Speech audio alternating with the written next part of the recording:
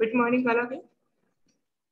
नागपूर शिक्षण मंडळ नागपूर द्वारा संचालित श्री पिंजानी नगर महाविद्यालयाच्या मानसशास्त्र आणि समाजशास्त्र तसेच root foundation for behavior sciences यांच्या संयुक्त विद्यमाने उंबरठा विवाहपूर्व समुपदेशन या नवनिर्मित संकल्पनेला मूर्तरूप देण्यासाठी याआधी आपण 3 दिवसीय व्याख्यानमालेचे आयोजन केलेले होतं.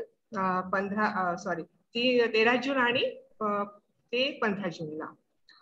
आणि आज याच उंबरठा विवाहपूर्व समुपदेशनाअंतर्गत लिंगभाव आणि पितृसत्ता या विषयावर व्याख्यान आयोजित केलेले आहे.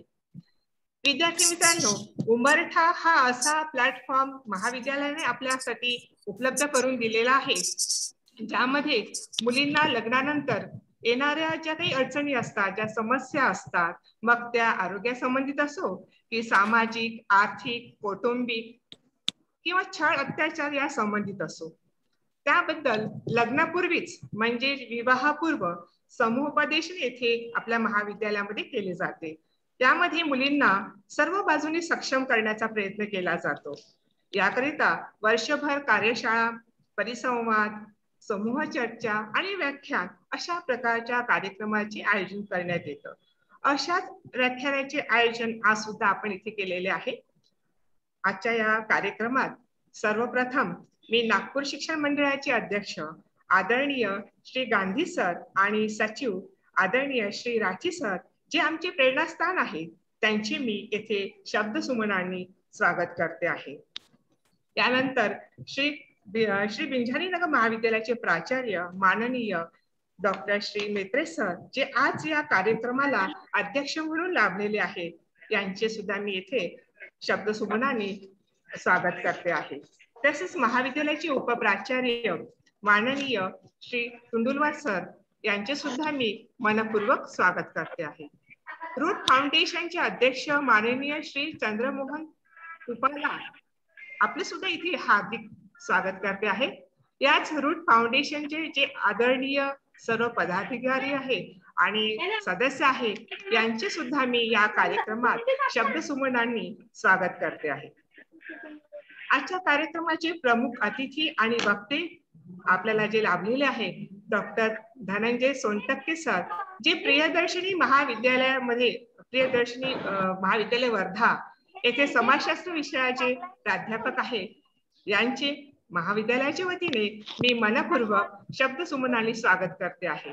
त्याचप्रमाणे झूमच्या माध्यमातून या ऑनलाईन कार्यक्रमाशी जोडल्या गेलेल्या सर्व मान्यवर प्राध्यापक गट आणि विद्यार्थ्यांचे सुद्धा मी इथे स्वागत करते आहे. विद्यार्थी मित्रांनो, प्राचीन काळापासून मानवी समाजात पुरुषांचे वर्चस्व राहिलेले आहे. सामाजिक, आर्थिक, राजकीय, धार्मिक आणि इतर सर्व क्षेत्रामध्ये तुम्ही बघितलं असेल की पुरुषांचे वर्चस्व होते आणि आज सुद्धा आहे. सर्व देशातील समाज पुरुष प्रधान आहे. काही आदिवासी समाजात मातृसत्ताक कुटुंब पद्धती आढळते, तो अपवाद आहे.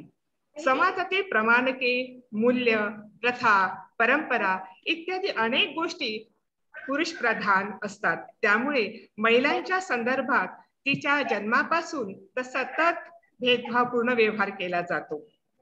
त्यामुळे एक व्यक्ती म्हणून महिलांना विकास करता येत नाही. त्याला कारण सामाजिक मानसिकता आहे. निसर्गाने तर केवळ नैसर्गिक भेदच केला आहे, पण समाजाने जो भेद केला आहे, स्त्री पुरुषांमध्ये श्रेष्ठ आणि कनिष्ठता, असमानता जी निर्माण केली आहे, त्यामुळे स्त्रियांना मानवी अधिकारापासून वंचित राहावे लागले. सामाजिक भेदामुळे देशाच्या विकासामध्ये अडथळा निर्माण होतो, हे आपण समजून घेतले पाहिजे. याच बाबीवर प्रकाश टाकण्यासाठी आणि चर्चा करण्यासाठी आज आपण लिंगभाव आणि पितृसत्ता या विषयावर व्याख्यान आयोजित केलेले आहे. आजच्या या कार्यक्रमाचे अध्यक्ष श्री पिंजानी महाविद्यालयाचे प्राचार्य माननीय डॉक्टर श्री मेत्रे सर आपल्याला अध्यक्षीय भाषणाच्या माध्यमातून मार्गदर्शन करतील अशी मी त्यांना विनंती करते. सर. धन्यवाद मॅडम. माझा आवाज येत असेल? येतोय सर. सोनटक्के सर नमस्कार. आणि स्वागत. रूट्स फाउंडेशन आणि डिपार्टमेंट ऑफ सायकोलॉजी यांनी हा जो उंबरठा नावाचा प्रकल्प, मी ज्याला म्हणेल प्रोजेक्ट आहे, हा जो राबवण्याचा निर्णय घेतलेला आहे तो निश्चितच स्तुत्य आहे. आणि या प्रकल्पाची गरज किती होती हे आपल्याला हळूहळू समजत आहे. आमच्या जो ज्या केस स्टडीज जमा होत आहेत त्याच्याने आम्हाला कळत आहे की या प्रकल्पाची गरज आहे, अशा प्रकारच्या इनपुट्सची आपल्या स्टुडंट्सला गरज आहे. आजचा जो विषय आहे तो सुद्धा तेवढाच रिलेव्हंट आहे आणि त्याच्यावर नॅशनल आणि इंटरनॅशनल फोरम्सवर बऱ्याच प्रकारे आपल्याला म्हणजे कंपल्शन मोडमध्ये सांगितलं गेलं आहे की याच्यावर किंवा या विषयावर काहीतरी कार्यक्रम घ्या, ज्याला आपण ओव्हरऑल सेन्सिटायझेशन प्रोग्राम्स म्हणतो. कारण ते झाल्याशिवाय, कारण हे सेन्सिटायझेशन झालं नाही तर जे आता मूळ प्रॉब्लेम्स आहेत आपल्या सोसायटीमधले, आणि जेव्हा आपण भारत म्हणतो तर सो कॉल्ड प्रोग्रेसिव्ह इकॉनॉमी आहे आणि त्याच्यात सुद्धा आपल्याला हा प्रॉब्लेम दिसतो. पण जे प्रगत राष्ट्र आहेत त्याच्यात सुद्धा असं झालेलं नाही आहे की आजचा जो विषय आहे ज्याला जेंडर बायसेस म्हणतो किंवा पितृसत्ताक पद्धती म्हणतो, ती नष्ट झालेली नाही आहे, किंवा ज्याला आपण वुमन एम्पॉवरमेंट म्हणतो ते सुद्धा झालेलं नाही अमेरिकेसारख्या प्रगत राष्ट्रात, जे झालेलं नाही. आणि आता दुसरं राष्ट्र म्हणजे आता जे नवीन निर्माण झालेलं ज्याला आपण म्हणतो तालिबान किंवा अफगाणिस्तान, याच्यात सुद्धा हा प्रश्न खूप प्रकर्षाने समोर आलेला आहे आणि इंटरनॅशनल प्लॅटफॉर्मवर त्याच्याविषयी चर्चा होत आहे. पण जेव्हा आपण एखादं उदाहरण जगाच्या पाठीवरचं घेतो तेव्हा बाहेर पाहण्यापेक्षा आत्मपरीक्षणाची जास्त गरज आहे. आपल्या देशात, आपल्या सोसायटीमध्ये, आपल्या घरात ही पद्धती अशी लागू आहे का, आणि असेल तर त्याचं सोल्युशन काय आहे. म्हणजे एकाला कमी आणि दुसऱ्याला जास्त करून याचं सोल्युशन येणार आहे की प्रत्येकाला सारखी ट्रीटमेंट देऊन याचं सोल्युशन येणार आहे. कारण प्रकृतीने मुळात एक भेद केलेला आहे आणि त्याच्यामुळे काही स्ट्रॉंग पॉइंट्स स्त्रियांजवळ असतील तर काही स्ट्रॉंग पॉइंट्स पुरुषांजवळ आहे. आणि त्याच्यामुळे आपण जेव्हा असं म्हणतो की एका रथाची दोन चाके, तर कुठलंच अशी एकही गाडी आपण आतापर्यंत बघितली नसेल की ज्याचं एक चाक मोठा आहे आणि एक चाक लहान आहे. हे फक्त आता आपण याच रथाच्या चाकामध्येच पाहत आहे आणि अनुभवत आहे की एक चाक त्याला लहान दर्जा दिला जातो, एका चाकाला मोठा दर्जा दिला जातो. मग ती कुठली सत्ताक पद्धती असो, मातृसत्ताक मध्ये मातृला जास्त स्थान असेल तर पितृसत्ताक मध्ये पितृला जास्त स्थान, पण असं कुठेच आढळलेलं नाही जगाच्या पाठीवर की दोन्ही चाकांना समान ट्रीटमेंट आहे आणि ती नॅचरली आलेली आहे. ती ओढून ताणून आणली गेली असेल तर गोष्ट दुसरी आहे, पण ती नॅचरली यायला पाहिजे. म्हणून अशा प्रकारचे उद्बोधन आपल्याला झालं पाहिजे, कारण जितकेदा ती गोष्ट हॅमर होईल तितकेदा मे बी ही पिढी नाही पुढची पिढी, पुढची नाही पुढच्या पिढीमध्ये तरी सुद्धा हे होईल आहे. जसं आजकाल 2040-45चे टार्गेट देणं सुरू झालेलं आहे की कमीत कमी त्या वर्षापर्यंत तरी जी पिढी त्यावेळी राहील आहे, ज्या पिढीच्या हातात सगळा कारभार राहणार आहे, त्या पिढीचा दृष्टिकोन या विषयाकडे पाहण्याचा अत्यंत पॉझिटिव्ह राहील. अशा अपेक्षेसह आज मी माझं जे मनोगत आहे ते संपवतो आणि मला सरांना ऐकायचं, त्याच्यामुळे मी जास्त बोलत नाही. मी सरांना रिक्वेस्ट करेल आणि आमच्या मॅडमला रिक्वेस्ट करेल की कार्यक्रम पुढे घेऊन जा. धन्यवाद सर. आपल्या या मार्गदर्शनाबद्दल आम्ही आपले आभारी आहोत. त्यानंतर मी रूट फाउंडेशनचे अध्यक्ष माननीय श्री मनमोहन कुपाला सरांना मार्गदर्शनासाठी विनंती करते.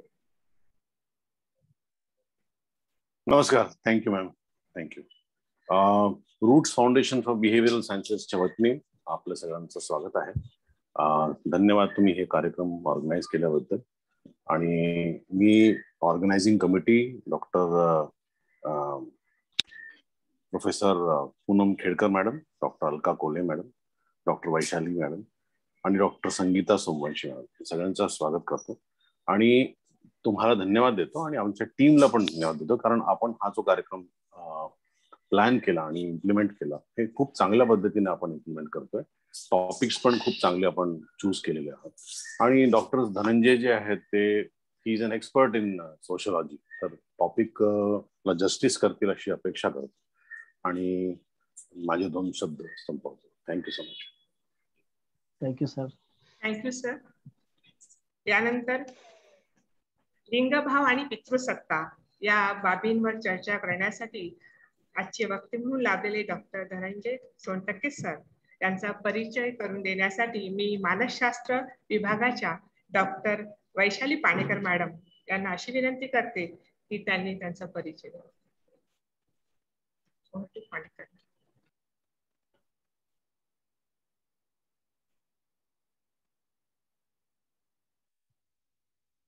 मॅडम अनम्यूट करा. मॅडम म्यूट आहेत.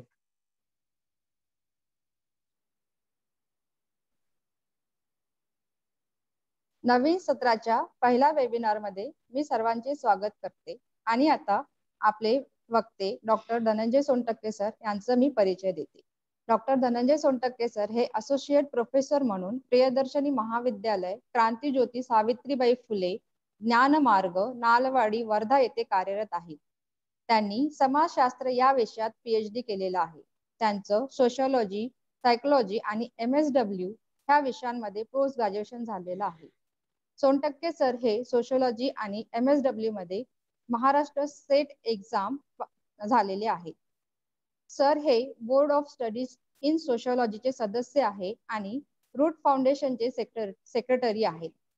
त्यांना 21 वर्षाचा टीचिंगचा अनुभव आहे आणि त्यांनी UG आणि PG विद्यार्थ्यांना शिकविलेले आहे. सोबत लॉ कॉलेजला ते ॲज अ फॅकल्टी म्हणून होते.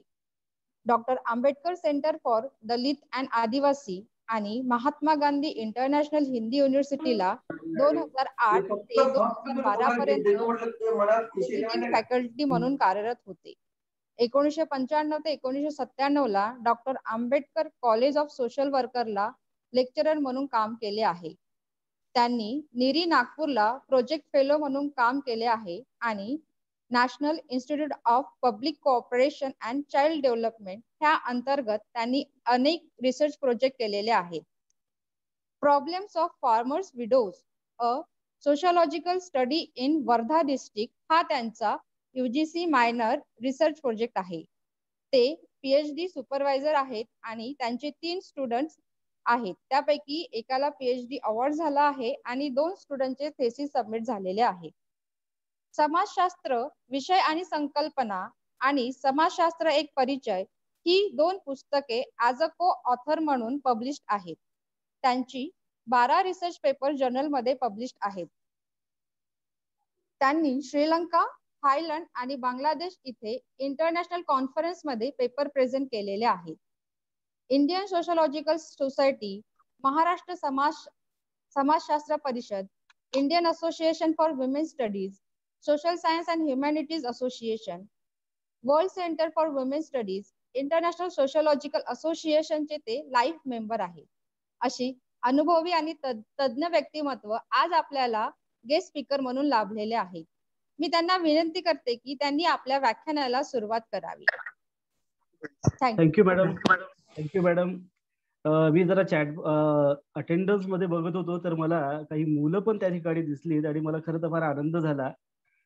कारण हा विषय बऱ्याचदा आपण मांडणी करत असताना मुलींना समोर ठेवून मांडत असतो, पण सेन्सिटायझेशन हे दोन्ही बाजूने झालं पाहिजे आणि ती मुलं पण आहेत म्हणून मी त्यांचं सर्वप्रथम या ठिकाणी मी स्वागत करतो खरं तर. आणि हा विषय आपणही समजून घ्यावा असं मी त्यांना या ठिकाणी सुचवतो. SBCT कॉलेज नागपूर आणि roots foundation for behavioral sciences Nagpur याच्या संयुक्त विद्यमाने हा जो अंडरस्टँडिंग पॅट्रियार्की अँड जेंडर या व्याख्यानाचा जो आपण कार्यक्रम आयोजित केलेला आहे, तर मी सर्वप्रथम महाविद्यालयाचे खरं तर या ठिकाणी आभार मानू इच्छितो. जसं आपल्या कॉलेजचे प्राचार्य doctor Metre sir, Khedkar madam, Kolhe madam, Panekar madam आणि सोमवंशी मॅडम, आपली सगळी टीम, म्हणजे बऱ्याचदा असं होतं की या विषयावर बोलायचं की नाही बोलायचं, किंवा मग नॅक मध्ये जेंडर सेन्सिटायझेशनला बरंचसं वेटेज आहे आणि म्हणून मग तो आपण कार्यक्रम घ्यायचा का, असं वेगवेगळे कन्सिडरेशन या ठिकाणी असतं. पण मी सुरुवातीपासून जेव्हा कोल्हे मॅडमशी किंवा यांच्याशी बोलत होतो आणि मी हा विषय दिला होता, तर मला असं वाटलं की आपण बियॉन्ड नॅक विचार करतोय. आपलं कॉलेज सुद्धा म्हणजे फक्त नॅक साठी आपण करत नाही, तर आपण जसं प्राचार्य मेत्रे सरांनी म्हटलं की आपण हा उंबरठा नावाचं जे प्री मॅरिटल काउन्सिलिंग सेंटर इथं सुरू करतोय आणि त्याच्या माध्यमातून हा विषय जर आपण मांडला तर त्याचं एक खरंच सकारात्मक त्याचा एक मेसेज जाईल. आणि म्हणून मी सर्वप्रथम आपल्या महाविद्यालयाचं या ठिकाणी अभिनंदन पण करतो, आभार पण मानतो. आपण ज्या बॅनरच्या आतमध्ये अंतर्गत हा कार्यक्रम घेतोय की प्री मॅरिटल काउन्सिलिंग, बऱ्याचदा असं होतं की प्री मॅरिटल काउन्सिलिंग किंवा विवाहपूर्व समुपदेशनामध्ये आपल्याला विवाहानंतर काय घडू शकतं, हे दोन गोष्टी आपण त्याच्यामध्ये प्रायमरीली करतो. कारण बऱ्याच ठिकाणी मी बघतो की जोडीदाराची निवड कशी करावी हा एक विषय त्याच्यामध्ये आपण हाताळतो, किंवा मग विवाह झाल्यानंतर येणाऱ्या ज्या टेंटेटिव्ह समस्या आहेत या समस्यांना पुढे मग कसं तोंड द्यायचं या अनुषंगाने आपण त्या विषयाकडे बघत असतो. तर मला असं वाटतं की पहिला जो त्याच्यामधला जो महत्वाचा मुद्दा आहे की जोडीदाराची निवड कशी करावी हा अतिशय महत्वाचा आहे. कारण ती निवड जर प्रॉपर झाली तर मग पुढे समस्या येणारच नाही असं म्हणणार नाही मी, पण त्या कमी येतील कदाचित. आणि समस्या येतीलच असं गृहीत धरून आपल्याला त्याची जर मांडणी केली आपण, तर मग कदाचित आपलं ओरिएंटेशन थोडं आपण चुकीच्या दिशेने जातो असं मला बऱ्याचदा वाटतं. आणि म्हणून आपण असं गृहीत धरून चालू की समजा या सगळ्याची गरज काय आहे, म्हणजे जेंडरवर बोलण्याची गरज काय आहे, किंवा पॅट्रियार्की किंवा पितृसत्ता आपण का समजावून घेतली पाहिजे. तर बेसिकली आपण म्हणतो की आपल्या समाजामध्ये अनेक सामाजिक संस्था आहेत. त्याच्यातल्या दोन संस्था अतिशय महत्वाच्या ज्या आपल्या जीवनावर त्याचा एक मूलगामी परिणाम होत असतो. मग ती कुठली संस्था आहे, तर एक आहे विवाह संस्था आणि दुसरी कुटुंब संस्था आहे. आणि या विवाह संस्थेमध्ये आणि कुटुंब संस्थेच्या अवतीभोवती आपल्या जीवनामधला बराच काळ किंवा आपल्या जीवनामधल्या बऱ्याचशी परिवर्तन जी असतात ती या संस्थांच्या माध्यमातून घडून येत असतात. आणि म्हणून मग या संस्थांना समजावून घेणे आणि याच्यामधले जे वेगवेगळे डायनॅमिक्स आहेत ते समजावून घेणे फार आवश्यक असतं. आता आपण असं म्हणतो की मग केवळ फक्त विवाह संस्था किंवा त्यांना समजावूनच घेणं आवश्यक आहे का, तर तेवढ्याने थांबणार नाही. म्हणजे संस्था काय आहे, त्याची फंक्शन्स काय आहे, का विवाह केला पाहिजे, जोडीदाराची निवड कशी केली पाहिजे, पुढे येणाऱ्या समस्या काय आहेत, त्याला आपल्याला काय करता येईल, कसं तोंड देता येईल, हे सगळं समजावून घेत असताना आपल्याला एक महत्वाची गोष्ट आपल्या विद्यार्थ्यांना आणि किंवा अशा या उपक्रमाच्या माध्यमातून सातत्याने बिंबवणे आवश्यक असते. आणि ती म्हणजे ही लिंगभाव समानता. आता जे मॅडम सुद्धा म्हणाल्या आणि मैत्रे सर सुद्धा जे म्हणालेत की या विषयाचं महत्व काय आहे, तर ही जी काही ज्या विवाह म्हणजे मला असं म्हणता येईल की विवाह ज्या आधारावर टिकतो त्याचा आधार आहे समानता, किंवा त्याचा आधार आहे अंडरस्टँडिंग. त्या विवाहामधले जे दोन लोक असतात, म्हणजे तो पुरुष आणि ती स्त्री. आणि भारतीय समाज व्यवस्थेमध्ये जर आपण बघितलं तर विवाह हा केवळ त्या स्त्री आणि पुरुषांचा असा नसतो, तर त्या स्त्रीचं कुटुंब, त्या पुरुषाचं कुटुंब, तिचे नातेवाईक, त्याचे नातेवाईक आणि एकंदरीतच समाजामधले वेगवेगळे घटक त्याच्यामध्ये अंतर्भूत असतात. आणि म्हणून मग या सगळ्या याच्यामध्ये या सगळ्या इतक्या ज्या कला म्हणून इतक्या मोठ्या गटामध्ये आपण जेव्हा जातो, एंटर करतो, म्हणजे मुलगी तिच्या माहेरून सासरी जाते, तिचं स्टेटस बदलतं, तिच्या सगळ्या गोष्टी, तिचा परिवेश बदलतो. त्याचप्रमाणे मुलगा त्याचं लग्न जेव्हा होतो, जेव्हा त्या रिलेशन मध्ये तो एंटर करतो, तर त्याच्या सुद्धा अनेक जबाबदाऱ्या, त्याचे सुद्धा अनेक ग्रुप्स त्याच्याशी तो जुळतो. आणि म्हणून हा जेंडर इक्वॅलिटीचा हा जो मुद्दा आहे हा समजावून घेणं फार महत्वाचं आहे. मग आता नुसतं जेंडर इक्वॅलिटी किंवा जेंडर काय असं बोलून चालणार नाही. तर मुळामध्ये ही जी काही इक्वॅलिटी आहे याच्या मागे असणारी जी कारणं आहेत, त्याच्या मागे जे स्ट्रक्चर उभं आहे, ज्याला आपण पितृसत्ता म्हणतो, ज्याला आपण पॅट्रियार्की म्हणतो, ती पॅट्रियार्की सुद्धा समजावून घेणे फार महत्वाचं आहे. कारण पॅट्रियार्की जर आपण समजावून घेतली तर मग आपल्या लक्षात येतं की ही पॅट्रियार्की कशा प्रकारे काम करते, कशा प्रकारे ही पॅट्रियार्की समाजामधल्या स्त्रियांना प्लस पुरुषांना आणि रूढ अर्थाने जे स्त्री किंवा पुरुष या कॅटेगरीमध्ये बसत नाहीत अशा या तृतीय पंथींना ती कशी छळते, म्हणजे ती कशा प्रकारे या सगळ्या लोकांचं जीवन कंट्रोल करते. म्हणजे पॅट्रियार्कीचा त्रास फक्त काही स्त्रियांनाच होतो असं नाहीये, म्हणजे स्त्रियांचं शोषण पॅट्रियार्की करते असं नाहीये, पुरुषांचं सुद्धा शोषण करते पॅट्रियार्की. पुरुषांना ज्या प्रकारे ती पॅट्रियार्की घडवते त्याच्यामुळे त्यांची अनेकदा कुचंबना होते, तर ते सुद्धा समजावून घेणं आवश्यक आहे. आणि मी जसं म्हटलं की रूढ अर्थाने जे पुरुष किंवा स्त्री या कॅटेगरीमध्ये बसत नाही त्यांना सुद्धा ही पॅट्रियार्की कशी छळते, आणि मग एकंदरीतच समाज व्यवस्थेमध्ये जी इनइक्वॅलिटीची जी भावना निर्माण होते, तर त्याच्या मुळाशी जी काही पॅट्रियार्की आपल्याला समजावून घेणं आवश्यक आहे. तर हा महत्वाचा मुद्दा आहे. आता आपण बघतो की आता सगळी जी मुलं आहेत आपल्या, म्हणजे साधारणतः ग्रॅज्युएशनला असणारी जी मुलं आहेत ती या 21व्या शतकाच्या सुरुवातीला जन्माला आलेली आहे. त्याच्यामुळे मागच्या शतकामधले स्त्रियांचे किंवा पुरुषांचे जे संघर्ष होते किंवा ज्या लहान लहान गोष्टींसाठी झगडावं लागलं लोकांना, त्याचं फार आकलन या मुलांना आहे असं मला वाटत नाही.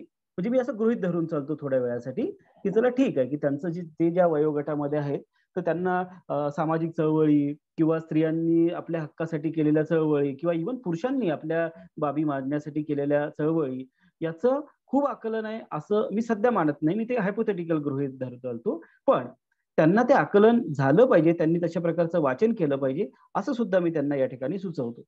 आता आपण हा सगळा जो मुद्दा समजावून घेत असताना मी खूप सोप्या भाषेमध्ये तुम्हाला एक अर्ध्या तासामध्ये हे मुद्दे मी समजावून सांगेल आणि मग आपल्याला काही प्रश्न असतील तर आपण ते घेऊया. आपण बघतो की जे 20वं शतक म्हणजे मागचं शतक आपण म्हणूया, म्हणजे ज्याच्यामध्ये कदाचित या सगळ्या विद्यार्थ्यांचा जन्म झाला नसेल किंवा झाला असेल तरी शेवटी झाला असेल. या 20व्या शतकामध्ये 2 महत्वाच्या गोष्टी घडल्या, म्हणजे जागतिक पटलावर सुद्धा आणि भारताच्या संदर्भामध्ये सुद्धा आपण म्हणूया, कारण जगामध्ये कुठे काही घडलं की त्याचे परिणाम वेगवेगळ्या समाजावर होत असतात. तर 2 महत्वाच्या गोष्टी या मागच्या शतकामध्ये घडल्या. मी त्याला असं म्हणेल की ही 2 वादळे होती. एक वादळ होतं साम्यवादाचं, जे आपण सोशॉलॉजीमध्ये सायकोलॉजीमध्ये वेगवेगळ्या ठिकाणी शिकतो की साम्यवादाचं एक वादळ होतं. मग ती मांडणी केली गेली की कशा प्रकारे शोषित आणि शोषक हे वर्ग असतात, कशा प्रकारे लोकांचं शोषण केलं जातं, कशा प्रकारे गरिबांचं शोषण केलं जातं वगैरे वगैरे अशी ती मांडणी होती. आणि दुसरं जे वादळ होतं मला जे म्हणेल त्याला मी म्हणेल की ते स्त्रीवादाचं वादळ होतं, ते फेमिनिझमचं वादळ होतं. आणि हे वादळ साधारणतः त्याला मी हेतुपुरस्कर कोट अँड कोट मी त्याला वादळ म्हणतोय, कारण हे जे वादळ आलं की काय होतं की वादळ आलं की समाजामध्ये किंवा त्या व्यवस्थेमध्ये बदल घडत असतात आणि ते बदल कसे असतात, ते अकस्मात असतात, ते फार ड्रॅस्टिक चेंजेस झालेले असतात है ना. आणि म्हणून मी त्याला त्या स्त्रीवादाच्या त्या एकंदरीत फेमिनिझमच्या त्या लाटांना मी वादळ असं म्हणतो. मग पहिली लाट आली स्त्रीवादाची, दुसरी लाट आली, तिसरी लाट आली आणि आता तर आपण सायबर फेमिनिझमकडे आलेलो आहे, आपण सायबर स्त्रीवादाकडे वगैरे आलेलो आहे. तर मी त्याच्या खूप डिटेलमध्ये त्याची चर्चा करत नाही. विद्यार्थ्यांनी एवढंच लक्षात ठेवायचं आहे की साधारणतः मागच्या शतकामध्ये स्त्रियांच्या अधिकारांसाठी किंवा स्त्रियांचे मुद्दे मांडणारा एक प्रवाह जन्माला आला, युरोप अमेरिकेमध्ये आला. त्याच्या आधी आपल्याकडे होता पण आपण त्याला रिकॉग्नाइज केलं नाहीये. आपल्याकडे आपण खूप नंतर त्याला, म्हणजे आपल्याकडे जसं म्हणतो की युरोप अमेरिकेकडनं प्रवाह आले की मग आपण त्याला आपल्या आपण त्याला जोडण्याचा प्रयत्न करतो. युरोप अमेरिकेमध्ये हा जो प्रवाह आला त्याच्या आधी आपल्याकडे हा प्रवाह त्याची मांडणी झाली होती. मग ती सावित्रीबाई फुलेंनी केली असेल स्त्रीवादाची मांडणी, ती ताराबाई शिंदेंनी केली. ताराबाई शिंदे तर या पितृसत्तात्मक पद्धतीबद्दल खूप रॅडिकल लिहितात, खूप ते प्रश्न विचारतात पुरुषांना स्त्री पुरुष तुलनामध्ये. तर या सगळ्या बॅकड्रॉपवर, या सगळ्या पार्श्वभूमीवर आपल्याला हे समजावून घ्यायचं आहे की हे जेंडर नेमकं काय आहे, हे लिंगभाव नेमकं काय आहे. मी ठळक मुद्दे सांगतो की मी काय मांडणार आहे. आपल्याला समजावून घ्यायचं आहे की हे जेंडर म्हणजे काय असतं, हे लिंगभाव कशाला म्हणतात, या लिंगभावाचे वेगवेगळे पैलू काय आहेत, मग या लिंगभावाचं सोशल कन्स्ट्रक्शन ऑफ जेंडर ज्याला म्हणतो आपण, ही लिंगभावाची निर्मिती समाज कसा करतो, आणि मग ही निर्मिती होत असताना जी असमानता समाजामध्ये निर्माण केली जाते तर त्याच्या मुळाशी असणारी जी व्यवस्था आहे पितृसत्ता, या पितृसत्तेला आपण समजावून घेणार आहे. मग या पितृसत्तेचं मॅनिफेस्टेशन, ही पितृसत्तेचं प्रकटीकरण आपल्याला समाजामध्ये कुठे कुठे दिसतं ते आपण थोडक्यामध्ये बघणार आहे. आणि मग ही पितृसत्ता जर बदलायची असेल किंवा ही व्यवस्था जर बदलायची असेल तर एक तुम्ही आणि मी मिळून, आपल्याला सगळ्यांनी मिळून एक काय आपल्याला करता येईल याचा आपण थोडक्यामध्ये विचार करू. तर असं मी एक साधारणतः माझी मांडणी या ठिकाणी मी करणार आहे. आता बघा मी एक उदाहरण सांगतोय तुम्हाला की कसं या जेंडरकडे आपण पाहतो. मी मग मॅडमने उल्लेख केला की इंडियन सोशॉलॉजिकल सोसायटीचा मी मेंबर आहे आणि आमच्या इंडियन सोशॉलॉजिकल सोसायटीमध्ये वेगवेगळे रिसर्चचे गट आहेत. तर त्याच्यापैकी एक गट आहे जेंडर स्टडीज, ज्याला आपण लिंग भावाचा अभ्यास असं म्हणूया. आणि त्याच्यामध्ये पुन्हा प्रपोर्शन आहे की 90% स्त्रिया त्या गटामध्ये आहेत आणि आम्ही एक 7-8 पुरुष त्या गटामध्ये आहे.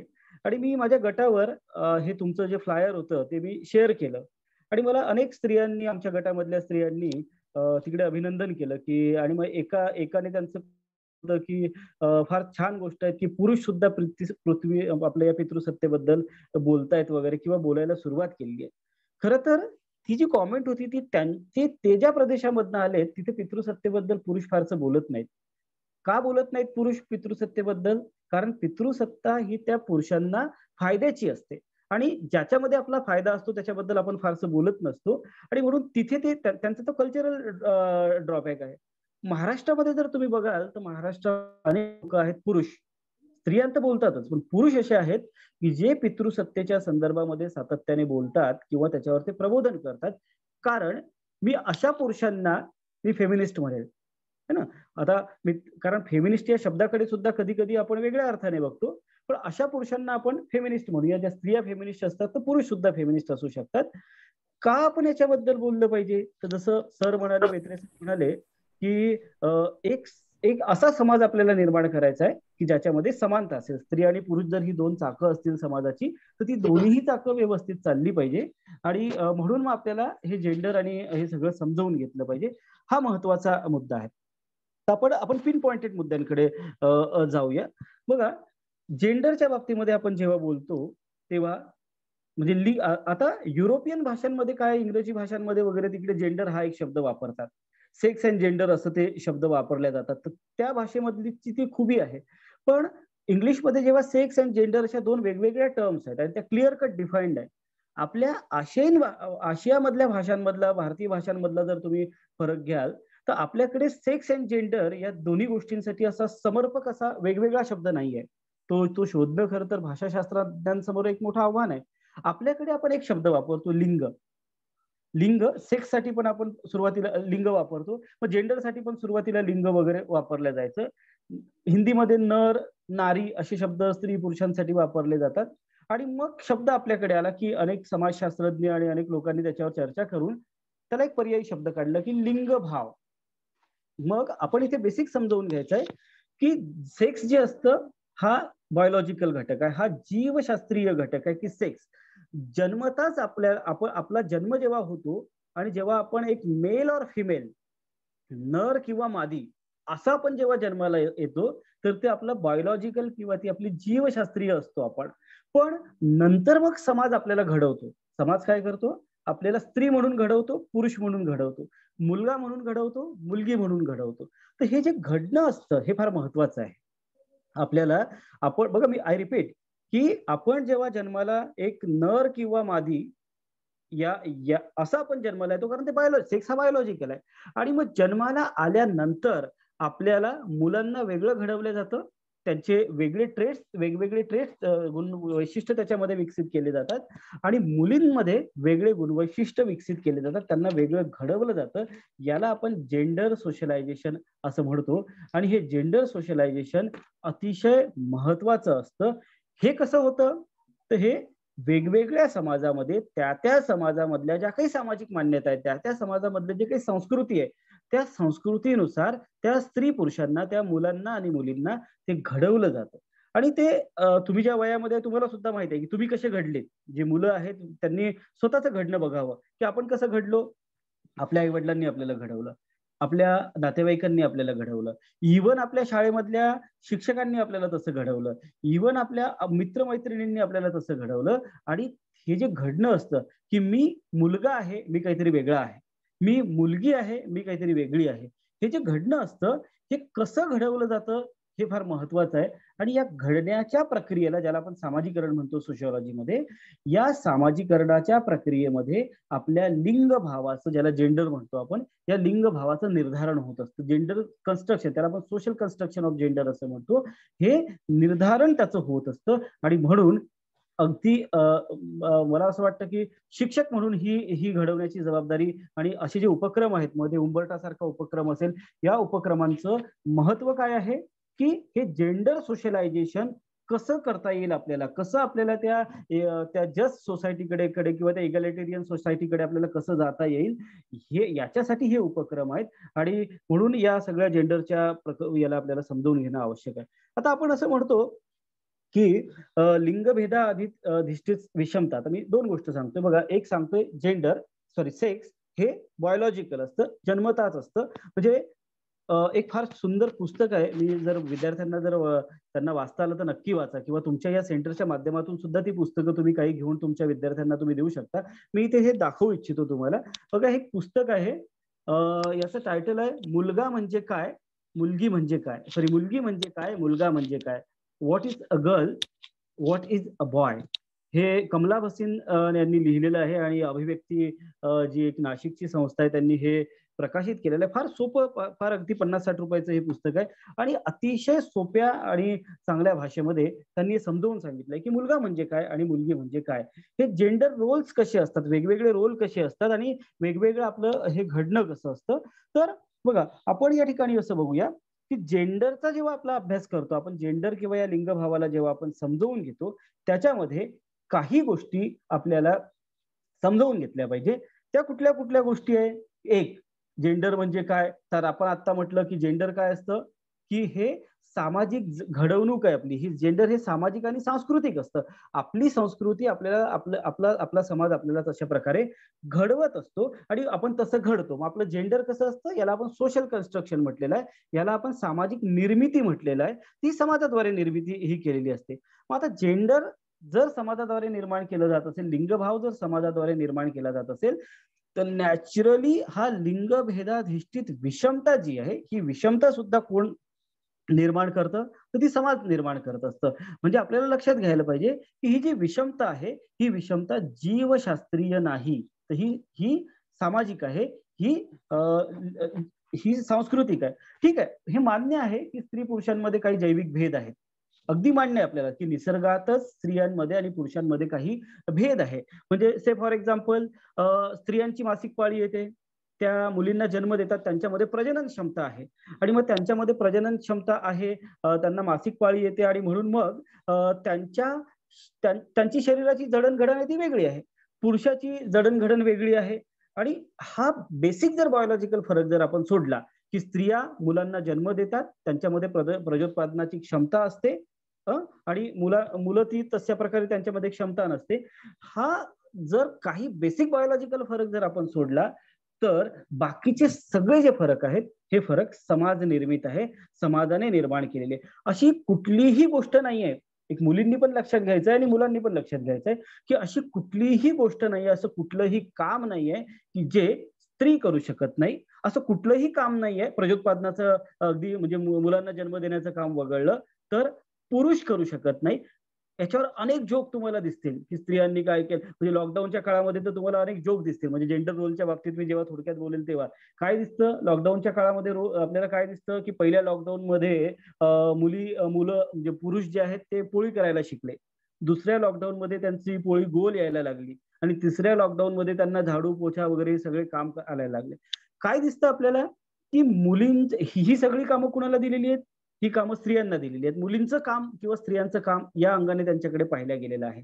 आणि म्हणून आपल्याला असं दिसतं की समाज या सगळ्या कामांकडे कसं बघतो, या स्त्रियांच्या भूमिकेकडे समाज कसं बघतो हे आपल्याला याच्यातून दिसतं.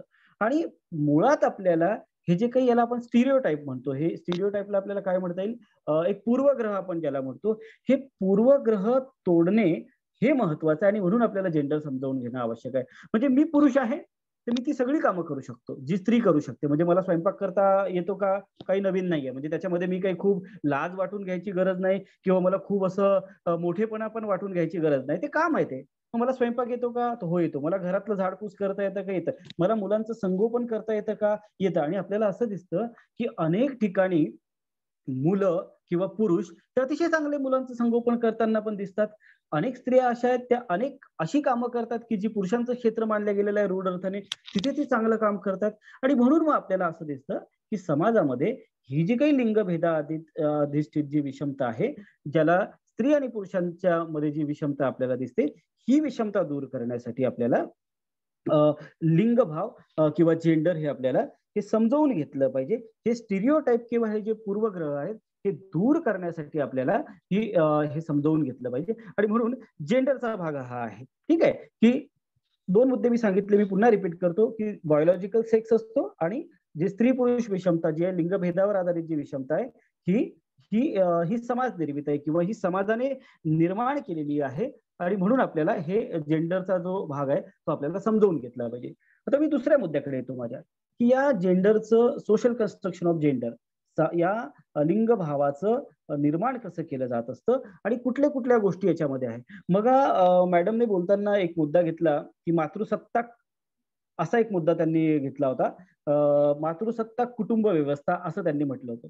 पण माझा दावा आहे हा, म्हणजे ऍज अ सोशिओलॉजिस्ट, एक अभ्यासक म्हणून, आणि मी अनेक प्रांतांमध्ये फिरलो, या बाबतीमध्ये काही अभ्यास सुद्धा केलेले आहेत आणि माझा दावा आहे, म्हणजे तो खरा की खोटा हा तुम्ही तपासून बघायचा आहे.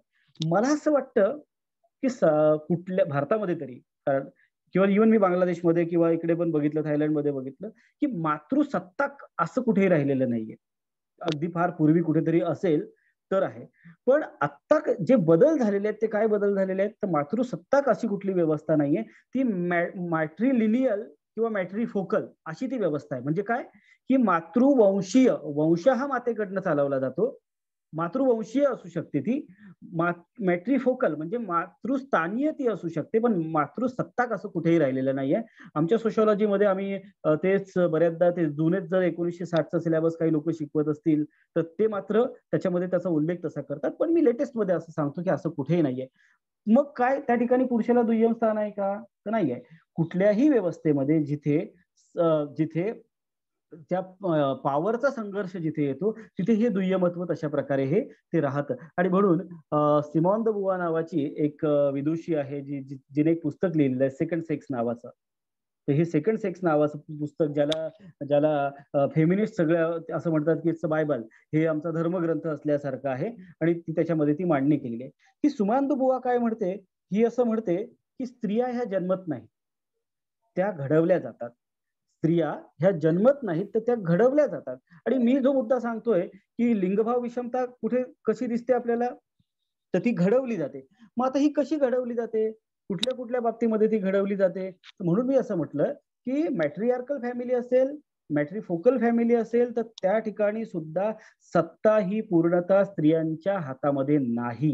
मी तुम्हाला एक उदाहरण सांगतो की आम्ही सोशिओलॉजीमध्ये शिकवतो की खासी नावाचा एक आदिवासी ट्राईब आहे, आणि इकडे दक्षिणेमध्ये नायर आहेत. यांच्यामध्ये मातृसत्ताक आहे वगैरे असं नाही आहे. मी खासी विलेजेसला व्हिजिट केली गुवाहाटीच्या जवळ, आणि मला असं दिसलं की तिथे मातृवंशीय आहे, तिथे मॅट्रिफोकल आहे, मातृस्थानीय आहे, म्हणजे मुलगा लग्न करून त्या मुलीकडे जातो, पण सत्ता मुलीच्या हातामध्ये पूर्णतः आहे असं अजिबात नाहीये. सत्ता पुरुषाच्या हातामध्ये, बरीचशी सत्ता तिथे पुरुषाच्या हातामध्ये. काही प्रमाणामध्ये स्वातंत्र्य त्या स्त्रियांना नक्कीच जास्त आहे आपल्या समाजापेक्षा, पण सत्ता त्यांच्या हातामध्ये नाहीये.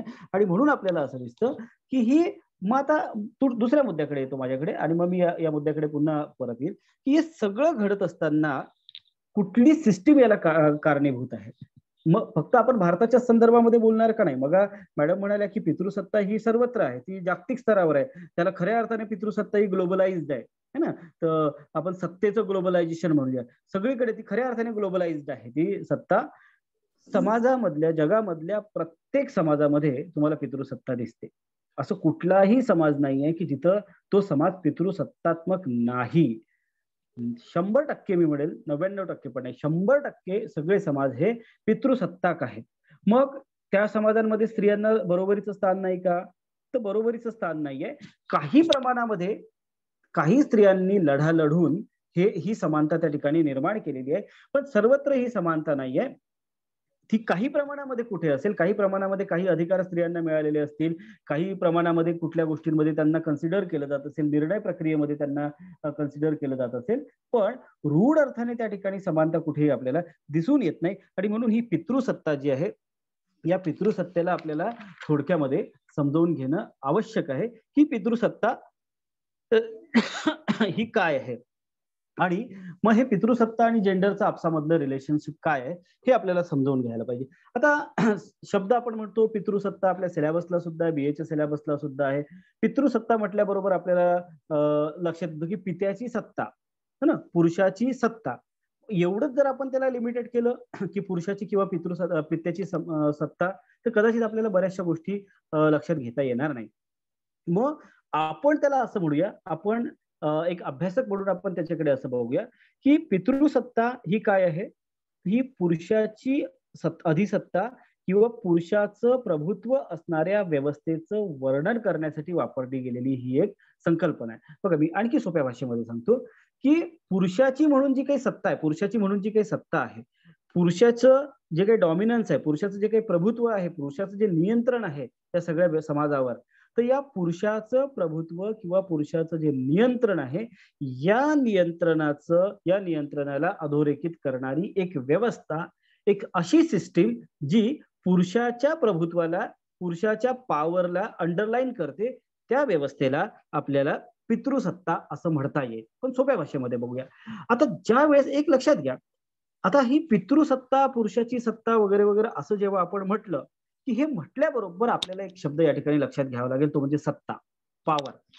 आणि जगामधलं सगळे काही रिलेशन्स आहेत, स्त्री पुरुषांचे रिलेशन्स असतील, स्त्रियांच्या आणि स्त्रियांमधले रिलेशन्स असतील, पुरुषांच्या आणि पुरुषांमधले रिलेशन्स असतील, हे सगळे या सत्ता या एका शब्दाभोवती ते फिरत असतात की कोणी कुणाशी कसं रिलेशन्स ठेवावं, कुठल्या माणसाने कुठल्या माणसाशी कशा प्रकारे संबंध ठेवावे, हे सगळे त्या सत्तेच्या द्वारे निर्धारित केले जात असतात. तुम्ही अगदी तुमच्या कुटुंबामधलं उदाहरण घ्या की तुमच्या कुटुंबामध्ये कोण निर्णय घेतं, डिसिजन मेकिंग कोणाकडे आहे, तर त्याला तो सत्ता संबंध असतात.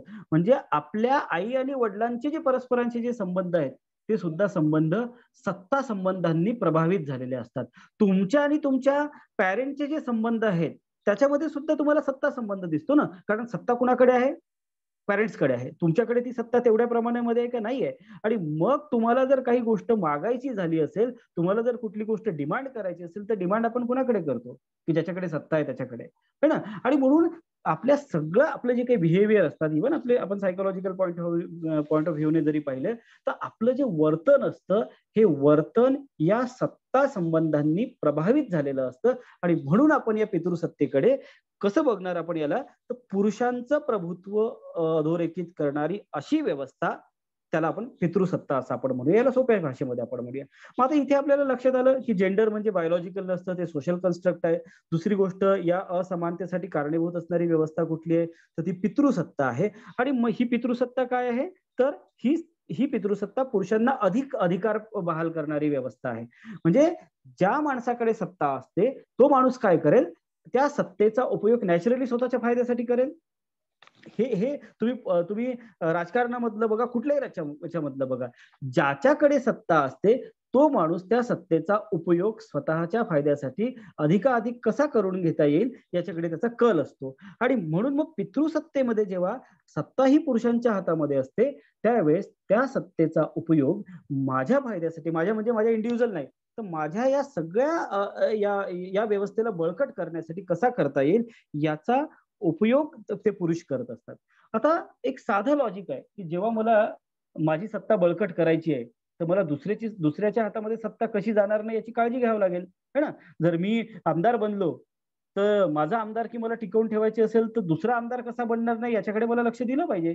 आणि हे सतत ह्या सत्ता संबंध चालू असतो. पुरुषांच्या हातामध्ये जेव्हा पुरुषांच्या हातामध्ये जेव्हा सत्ता आली किंवा त्यांनी ती सत्ता, ते काय करतात, ही सत्ता टिकवून ठेवली पाहिजे याच्यासाठी सातत्याने प्रयत्न करतात. नॅचरली आहे, सत्ता टिकवून ठेवणं फार महत्वाचं आहे. आणि मग ही सत्ता टिकवून जर ठेवायची असेल तर काही ना काही गोष्टी त्याच्यामध्ये आपल्याला केल्या पाहिजे. दुसऱ्याकडे ही सत्ता जाता आली नाही पाहिजे. मग सत्ता टिकवून ठेवण्याचा एक साधा उपाय आहे इतरांवर नियंत्रण ठेवणे. इतरांवर नियंत्रण ठेवणे. मग आता इतरांवर नियंत्रण ठेवणे म्हणजे कुणावर, समाजामध्ये तर दोन घटक आहे, एक स्त्रियांचा घटक, एक स्त्री आहे आणि एक पुरुष आहे.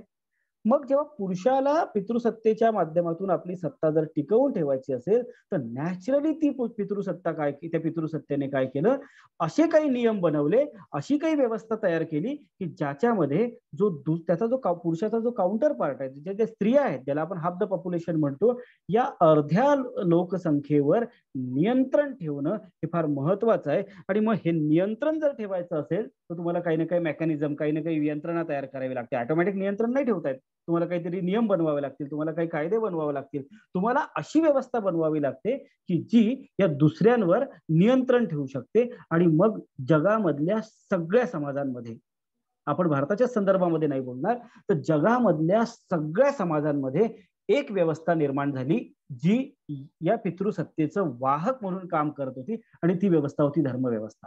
धर्मव्यवस्थेचे चांगले गुण असतीलच, पण या धर्मव्यवस्थेच्या माध्यमातून, वर्गव्यवस्थेच्या माध्यमातून, भारताच्या संदर्भामध्ये जाती व्यवस्थेच्या माध्यमातून, मग या अनेक ज्या काही स्ट्रॅटिफिकेशनच्या वेगवेगळ्या व्यवस्था आहेत यांच्या माध्यमातून असे काही नियम करण्यात आले की ज्या नियमांच्या माध्यमातून स्त्रियांवर नियंत्रण ठेवण्यात आलेलं आहे.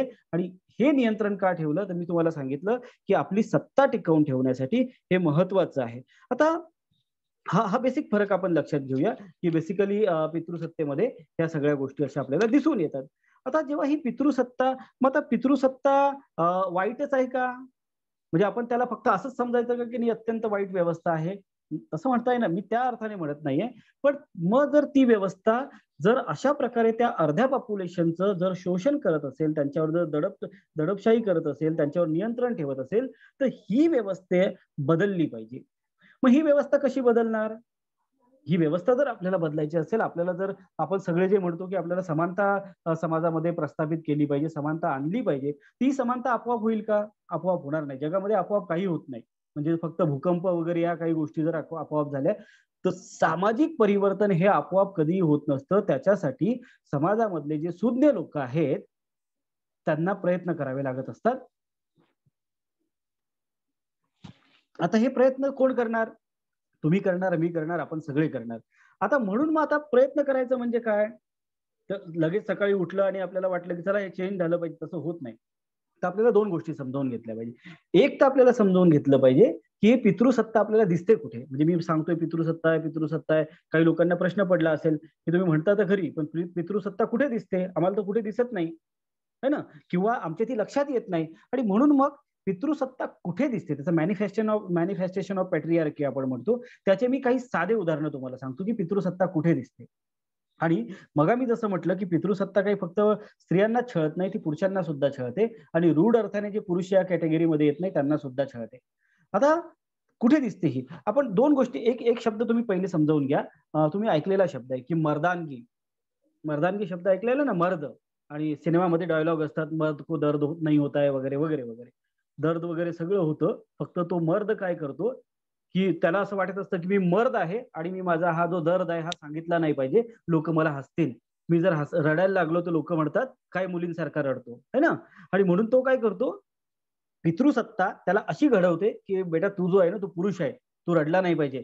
तुला काही काय झालं ना तर तू ते दाखवायचं नसतं, तू रडायचं नसतं. ते रडणं कोणाचं कॅरेक्टरिस्टिक्स आहे?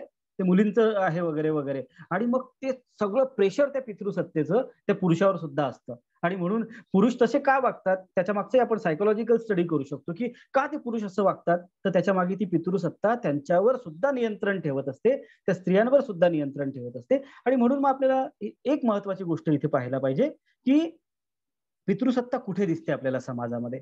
एक दिसते त्याचं मॅनिफेस्टेशन ऑफ पॅट्रियार्की आपण असं म्हणूया. कुठे दिसते? तर पुत्र आसक्तीमध्ये दिसतं, आहे ना, की मुलगाच झाला पाहिजे, वंशाचा दिवा वगैरे वगैरे. आणि मुलींच्या जन्माचं स्वागत होत नाही, ही मानसिकता कुठून आली? ही पॅट्रियार्कल माइंडसेट ज्याला आपण म्हणतो. मग काही लोक म्हणतील की सर याच्यामध्ये तर महिला खूप आघाडीवर असतात, महिलांनाच पाहिजे नसतो मुलगी वगैरे, किंवा त्याची सासू जी असते तीच त्या सुनेला वगैरे छळते. मी त्या मुद्द्याकडे पुढे येईल की त्या का अशा वागतात, त्याच्या मागची कारणं काय आहेत, है ना? कारण ब्लेम करणं सोपं असतं, पुरुषांसाठी तर फारच सोपं असतं. पुरुष म्हणू शकतो की माझं तर काय, माझं सगळं पटतं, बायकोशी पटतं आणि माझ्या त्या आई वडिलांशी पटतं, माझीच बायको त्यांच्याशी पटवून घेत नाही वगैरे वगैरे. ब्लेम करणं फार सोपं असतं, है ना? पण आपण बघूया त्याला की ते तसं का वागतात. तर एक तर की पितृसत्ता कुठे दिसते? पुत्र आसक्तीमध्ये दिसते. मुलींच्या जन्माचं स्वागत होत नाही आणि ही फॅक्ट आहे. आणि म्हणून मग आपल्याला कन्या भ्रूण हत्यासारख्या अनेक गोष्टी दिसतात, है ना? मुलींना मारून टाकलं जातं, जन्मताच त्यांचा जन्म होऊ देत नाही. ही मोठी एक सामाजिक समस्या पुढे येते. तर पितृसत्ता त्या ठिकाणी आपल्याला दिसते. दुसरं पितृसत्ता आपल्याला कुठे दिसते? म्हणजे ही तुमच्याच माझ्या घरामध्ये दिसत असेल हा घटक असा नाही, मी युनिव्हर्सल बोलत आहे, मी संपूर्ण समाजाच्या बाबतीमध्ये बोलत आहे. होऊ शकतं की आपल्या घरची परिस्थिती काही वेगळी असेल, स्वागत आहे. तुम्ही जर जेंडर सेन्सिटिव्ह असाल तर स्वागत आहे. तुमच्या घरामध्ये जर अशा गोष्टी घडत नसतील तर. पण समाजामध्ये ह्या गोष्टी दिसतात. काय दिसतं? तर अन्न वाटपामध्ये मुलींच्या विरुद्ध आपल्याला भेदभाव दिसतो. म्हणजे फूड त्यांना किती फूड दिलं पाहिजे. तुम्ही अनेक ठिकाणी पॉप्युलर व्याख्यानांमध्ये तुम्ही ऐकलं असेल की मुलांना पहिले जेवायला दिलं जातं. अगदी जाऊ द्या, आता लग्नामध्ये बुफेची जर सिस्टीम असेल तर कुणी पण आपलं प्लेट घेतं आणि जेवायला जातं. पण खेडेगावामध्ये अजूनही जिथे बुफेची सिस्टीम नाहीये तिथे तुम्ही बघा, पहिली पंगत कुणाची बसते? पुरुषांची बसते. मग नंतर बाया त्या शेवटी जेवतात किंवा त्यांनी शेवटी जेवलं पाहिजे, किंवा घरी सुद्धा पाहुणे आले तर पहिले पुरुषांचं जेवण आणि नंतर मग स्त्रियांनी जेवलं पाहिजे वगैरे, हे अलिखित नियम आहेत. तर हे आपल्याला दिसतं. आता अन्न वाटपामध्ये जर मुलींविरुद्ध भेदभाव केला जात असेल तर नॅचरली मुलींच्या पोषणाचे प्रॉब्लेम त्या ठिकाणी निर्माण होतील आणि ते होतात. व कुपोषणाचा प्रॉब्लेम त्या ठिकाणी निर्माण होईल. आणि मी जसं मग म्हटलं की मुली जर रिप्रोडक्शन करत असतील, स्त्रिया जर जन्म देत असतील नवीन पिढीला, तर त्यांचं शरीर हे जास्त सुदृढ राहिलं पाहिजे. म्हणजे पुरुषांचं राहिलं नाही पाहिजे असं नाही म्हणत मी, त्यांचंही राहिलं पाहिजे, पण मुलींचं शरीर जास्त सुदृढ राहिलं पाहिजे. कारण त्यांना रिप्रोडक्शनची जबाबदारी निसर्गाने दिली पाहिजे. आता जर अन्न वाटपामध्ये जर भेदभाव होत असेल तर त्या ठिकाणी ते एका दृष्ट चक्रामध्ये, व्हीसीएस सायकल आपण ज्याला म्हणू, म्हणजे समजा त्या मुलीचं पोषण बरोबर नाहीये आणि तिचं लवकर लग्न झालं, तिचं जन्माला येणारं बाळ सुद्धा कमी वजनाचं किंवा तसं असेल, ते बाळ जर मुलगी असेल, पुन्हा तिच्या बाबतीत जर भेदभाव झाला, पुन्हा तिचं येणारं बाळ हे तिच्यापेक्षा कुपोषित असेल किंवा कमी असेल, तर ही एक दृष्टचक्र त्याच्यामध्ये चालू असतं आणि तिथे आपल्याला पॅट्रियार्कीचं मॅनिफेस्टेशन दिसतं. पुन्हा कुठे पॅट्रियार्कीचं मॅनिफेस्टेशन दिसतं की मुलींना शैक्षणिक संधीपासून वंचित ठेवणे. तुम्ही ज्या मुली आता या ठिकाणी हे वेबिनार आयोजित करतायत, त्यांनी एक लुक स्वतःच्या जीवनाकडे घ्या की तुम्ही BA पार्ट 1 ला किंवा BA फायनल पर्यंत आला असाल तर ते येण्यासाठी तुम्हाला किती संघर्ष करावा लागला. तुमच्या वर्गामध्ये पहिलीमध्ये किती मुली होत्या, त्यातल्या किती मुली 10वी पर्यंत आल्या, त्यातल्या किती मुली 12वी पर्यंत आल्या आणि त्याच्यानंतर 12वी पास झालेल्या किती मुली ग्रॅज्युएशनला आला, किंवा ज्या फर्स्ट इयर मध्ये ज्या मुली आल्या त्याच्यातल्या किती मुली फायनल पर्यंत आल्यात. तुम्ही, माझं महिला महाविद्यालय आहे, मला माहित आहे की फर्स्ट इयर मध्ये किती मुलींची लग्न होतात. त्या लॉकडाऊनमुळे आमच्याकडे 10-12 मुलींची लग्न झाली, त्या ड्रॉपआउट झाल्या. का? कारण त्या पॅरेंट्सला किंवा त्या व्यवस्थेला, त्या पॅरेंट्सला म्हणजे मी त्या पॅट्रियार्कल व्यवस्थेला मी म्हणेल की मुलींचं शिक्षणाचं महत्व फार आहे असं दिसत नाही आपल्याला. सुदैवाने तुमचे पालक थोडे सेन्सिटाईज असतील की तुम्हाला त्यांनी ग्रॅज्युएशनला पाठवलं, पण अनेक मुलींना या ठिकाणी ही संधी मिळत नाही. तर त्यांना शैक्षणिक संधीपासून वंचित करण्याचं कार्य ही पॅट्रियार्की करते. त्याच्यानंतर काय दिसतं, कुठे दिसतंय पॅट्रियार्कीचं मॅनिफेस्टेशन? मी अनऑफिशियली हॉस्टेलला राहायचो, मी तुम्हाला म्हणजे शेअर करू इच्छितो. आमच्या मुलांच्या हॉस्टेलला मुलं कधीही आली तरी चालायची. ती रात्रभर हुंदडली काय, नाही आली काय, वार्डनला सांगितलं काय, नाही सांगितलं काय, अलिखित नियम होते. पण मुली मात्र तेवढ्या वेळेस त्या आल्याच पाहिजे. किंवा जर त्यांना नाईट आउटला राहायचं असेल तर परवानगी घेणे, कुणाकडे जात आहे. म्हणजे मी अनेक ठिकाणी पाहतो, आमच्या इकडे काही लोक म्हणतात, मुली सांगतात हॉस्टेलला राहणारे की आमचे भाऊ वगैरे येतील, तर मग लगेच काही लोक सांगतात की हा भाऊ आला तर चालेल पण आते भाऊ वगैरे वगैरे असा नाही आला पाहिजे. म्हणजे एक डोक्यामध्ये स्टिरियोटाईप काय असतं की नाही, स्त्री आणि पुरुष त्यांच्यामधला हा असा आहे, आते भाऊ नाही आला पाहिजे म्हणजे तू म्हणजे ऍज इफ ती काही कुठेतरी जाऊन प्रकरण वगैरे करणार आहे की वगैरे वगैरे. तर मुलींच्या संचार स्वातंत्र्यावर बंधनं ही पॅट्रियार्की घालते, फक्त मुलींच्याच नाही, मुलींच्या म्हणजे मी या ठिकाणी स्त्रियांच्या पण म्हणेल. मी एक एक्झाम्पल तुमच्या बरोबर या ठिकाणी शेअर करू इच्छितो. मी आता एक स्टडी केला की स्त्रियांचं मोबाईल वापर कशा करतात, त्या मोबाईल वापराचा मी एक अभ्यास केला, मी आता एक पेपर पण त्याचा पब्लिश केला. आणि मी अनेक, अर्थात सगळ्या लग्न झालेल्या स्त्रियांचा मी इंटरव्ह्यू केला आणि मी एक महत्वाचा प्रश्न त्या स्त्रियांना विचारला होता, त्यामध्ये प्राध्यापक सुद्धा होत्या. आणि मी त्यांना प्रश्न विचारला होता की या मोबाईलचे जे फायदे आहेत तर मोबाईलचे दुष्परिणाम पण असतील. तो अनेक दुष्परिणाम सांगितलं. म्हटलं तुमच्या व्यक्तिगत जीवनामध्ये, तुमच्या व्यक्तिगत जीवनामधली जी स्पेस आहे, स्वातंत्र्य आहे, याच्यावर काय बंधनं आली? तर त्या म्हणाल्यात की जर मी 2 वाजता घरी पोहोचत असेल आणि मला जर 2:15 किंवा 2:30 झाले तर लगेच मला फोन येतो, नवऱ्याचा येईल, घरातून कुणाचा पण येईल की कुठे आहेस. आला नाही पाहिजे, काळजीपोटी करत असतील, मान्य आहे. पण त्यांना, आणि मुलींचे पण अनुभव असे आहेत की कॉलेजमधनं थोडं उशीर झाला तर ते लगेच फोन येईल वगैरे वगैरे. तर हे जे काही संचार स्वातंत्र्यावरचं जे बंधन आहे, हे बंधन ते पॅट्रियार्की त्या ठिकाणी घालत असते. आणि म्हणून असं दिसतं की पॅट्रियार्की तुमच्या स्वातंत्र्यावर बंधनं घालत असते. मग मुलींवर आणि स्त्रियांवर पुरुषांचं स्वातंत्र्य नियंत्रण असणे हा पॅट्रियार्कीचा एक फार मोठा भाग आहे. तुम्ही आता आम्ही BA ला आपण शिकतो, आता कदाचित सायकोलॉजीमध्ये हा विषय शिकवला जात नाही, जातीचा विषय शिकवला जात नाही, पण आम्ही जेव्हा जाती व्यवस्था वगैरे शिकवतो आणि त्याच्यामधल्या अनेक थेअरी आम्ही जेव्हा शिकवतो, तर आम्ही असं म्हणतो की जाती व्यवस्थेमध्ये सगळ्यात जास्त जर नियंत्रण कुणावर ठेवलं जात असेल तर मुलींवर ठेवलं जातं, स्त्रियांवर ठेवलं जातं. कारण त्या स्त्रिया रिप्रोडक्शन करतात आणि मग त्यांच्या पोटी जन्माला येणारी जी मुलं आहेत ती आमच्याच रक्ताची, आमच्याच वंशाची, आमच्याच जातीची वगैरे असली पाहिजे आणि म्हणून त्यांच्यावर अनेक निर्बंध ठेवली जातात. असो, मी तो या ठिकाणी माझा विषय नाहीये, पण मी त्याला स्पर्श याच्यासाठी केला की स्त्रियांवर आणि मुलींवर पुरुषांचे नियंत्रण ही पॅट्रियार्की त्या ठिकाणी केली ठेवते. अजून कुठे मॅनिफेस्टेशन दिसते? मी 2-3 मुद्दे घेतो.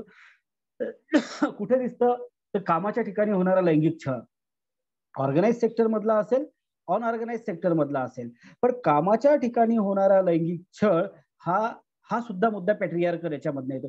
तुम्ही बघा ना, मी सगळ्यांबद्दल बोलत नाही, पण जेव्हा स्त्री आणि पुरुष एकत्र काम करतात, अनेक स्त्रियांना हा अनुभव असतो, अनेक पुरुषांनाही हा अनुभव असतो, ते बोलत नाहीत. एवढंच की आपल्या फेलो कलिग बद्दल आपण काय बोलतो, तोंडावर नाही बोलत, त्यांच्या मागे काय डिस्कशन्स करतात अनेकदा लोक.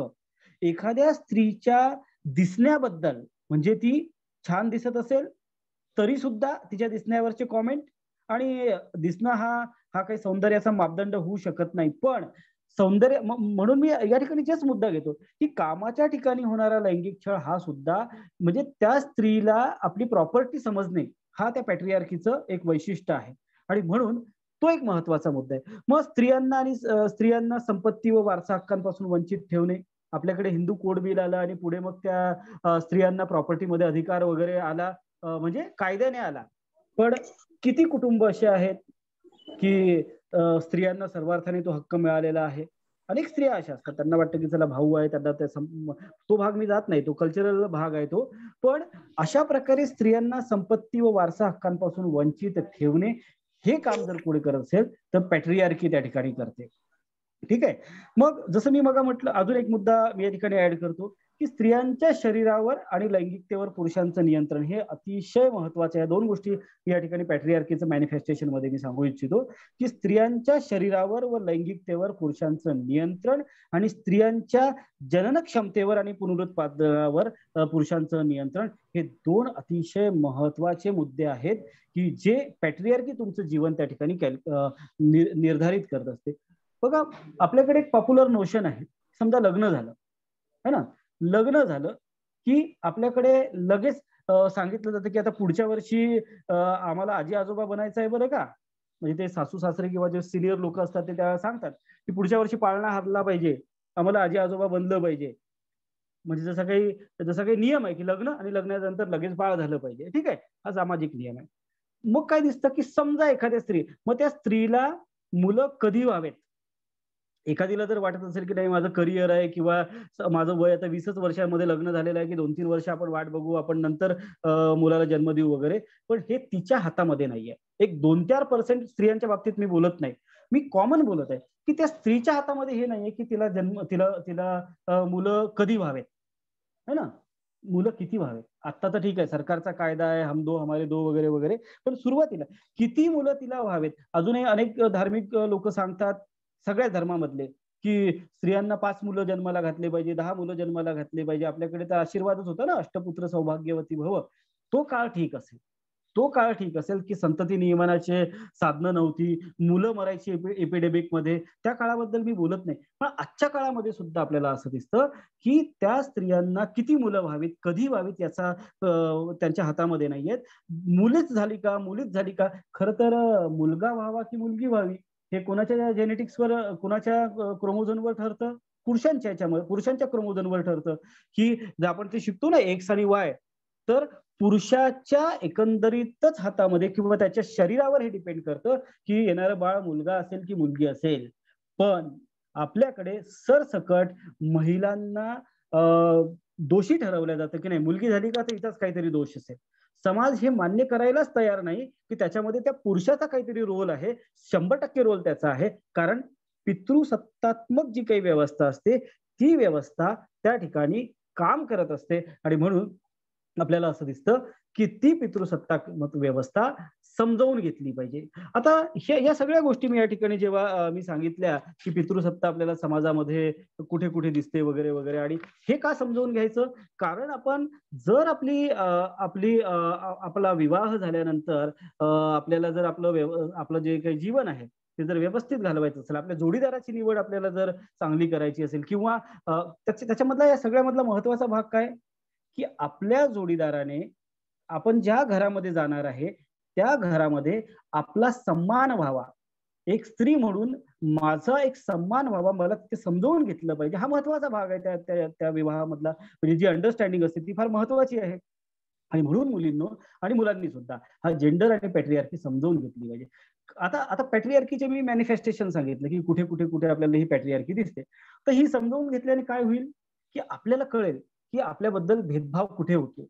पुरुषांना हे कळेल की ही पितृसत्ता काय आहे आणि मग माझी जबाबदारी काय आहे, मी कसं वागलं पाहिजे माझ्या कुटुंबामध्ये, मी समाजामध्ये, मी स्त्रियांबरोबर किंवा मुलींबरोबर, इव्हन पुरुषांबरोबर मी कसं वागलं पाहिजे. मी एखादा ज्याला काय म्हणेल मी सेक्स बेस्ड जोक क्रॅक करताना है ना, लिंगभेदावर आधारित मी जोक करत असताना मी तो करावा की न करावा है ना. मी एक उदाहरण देतो या ठिकाणी.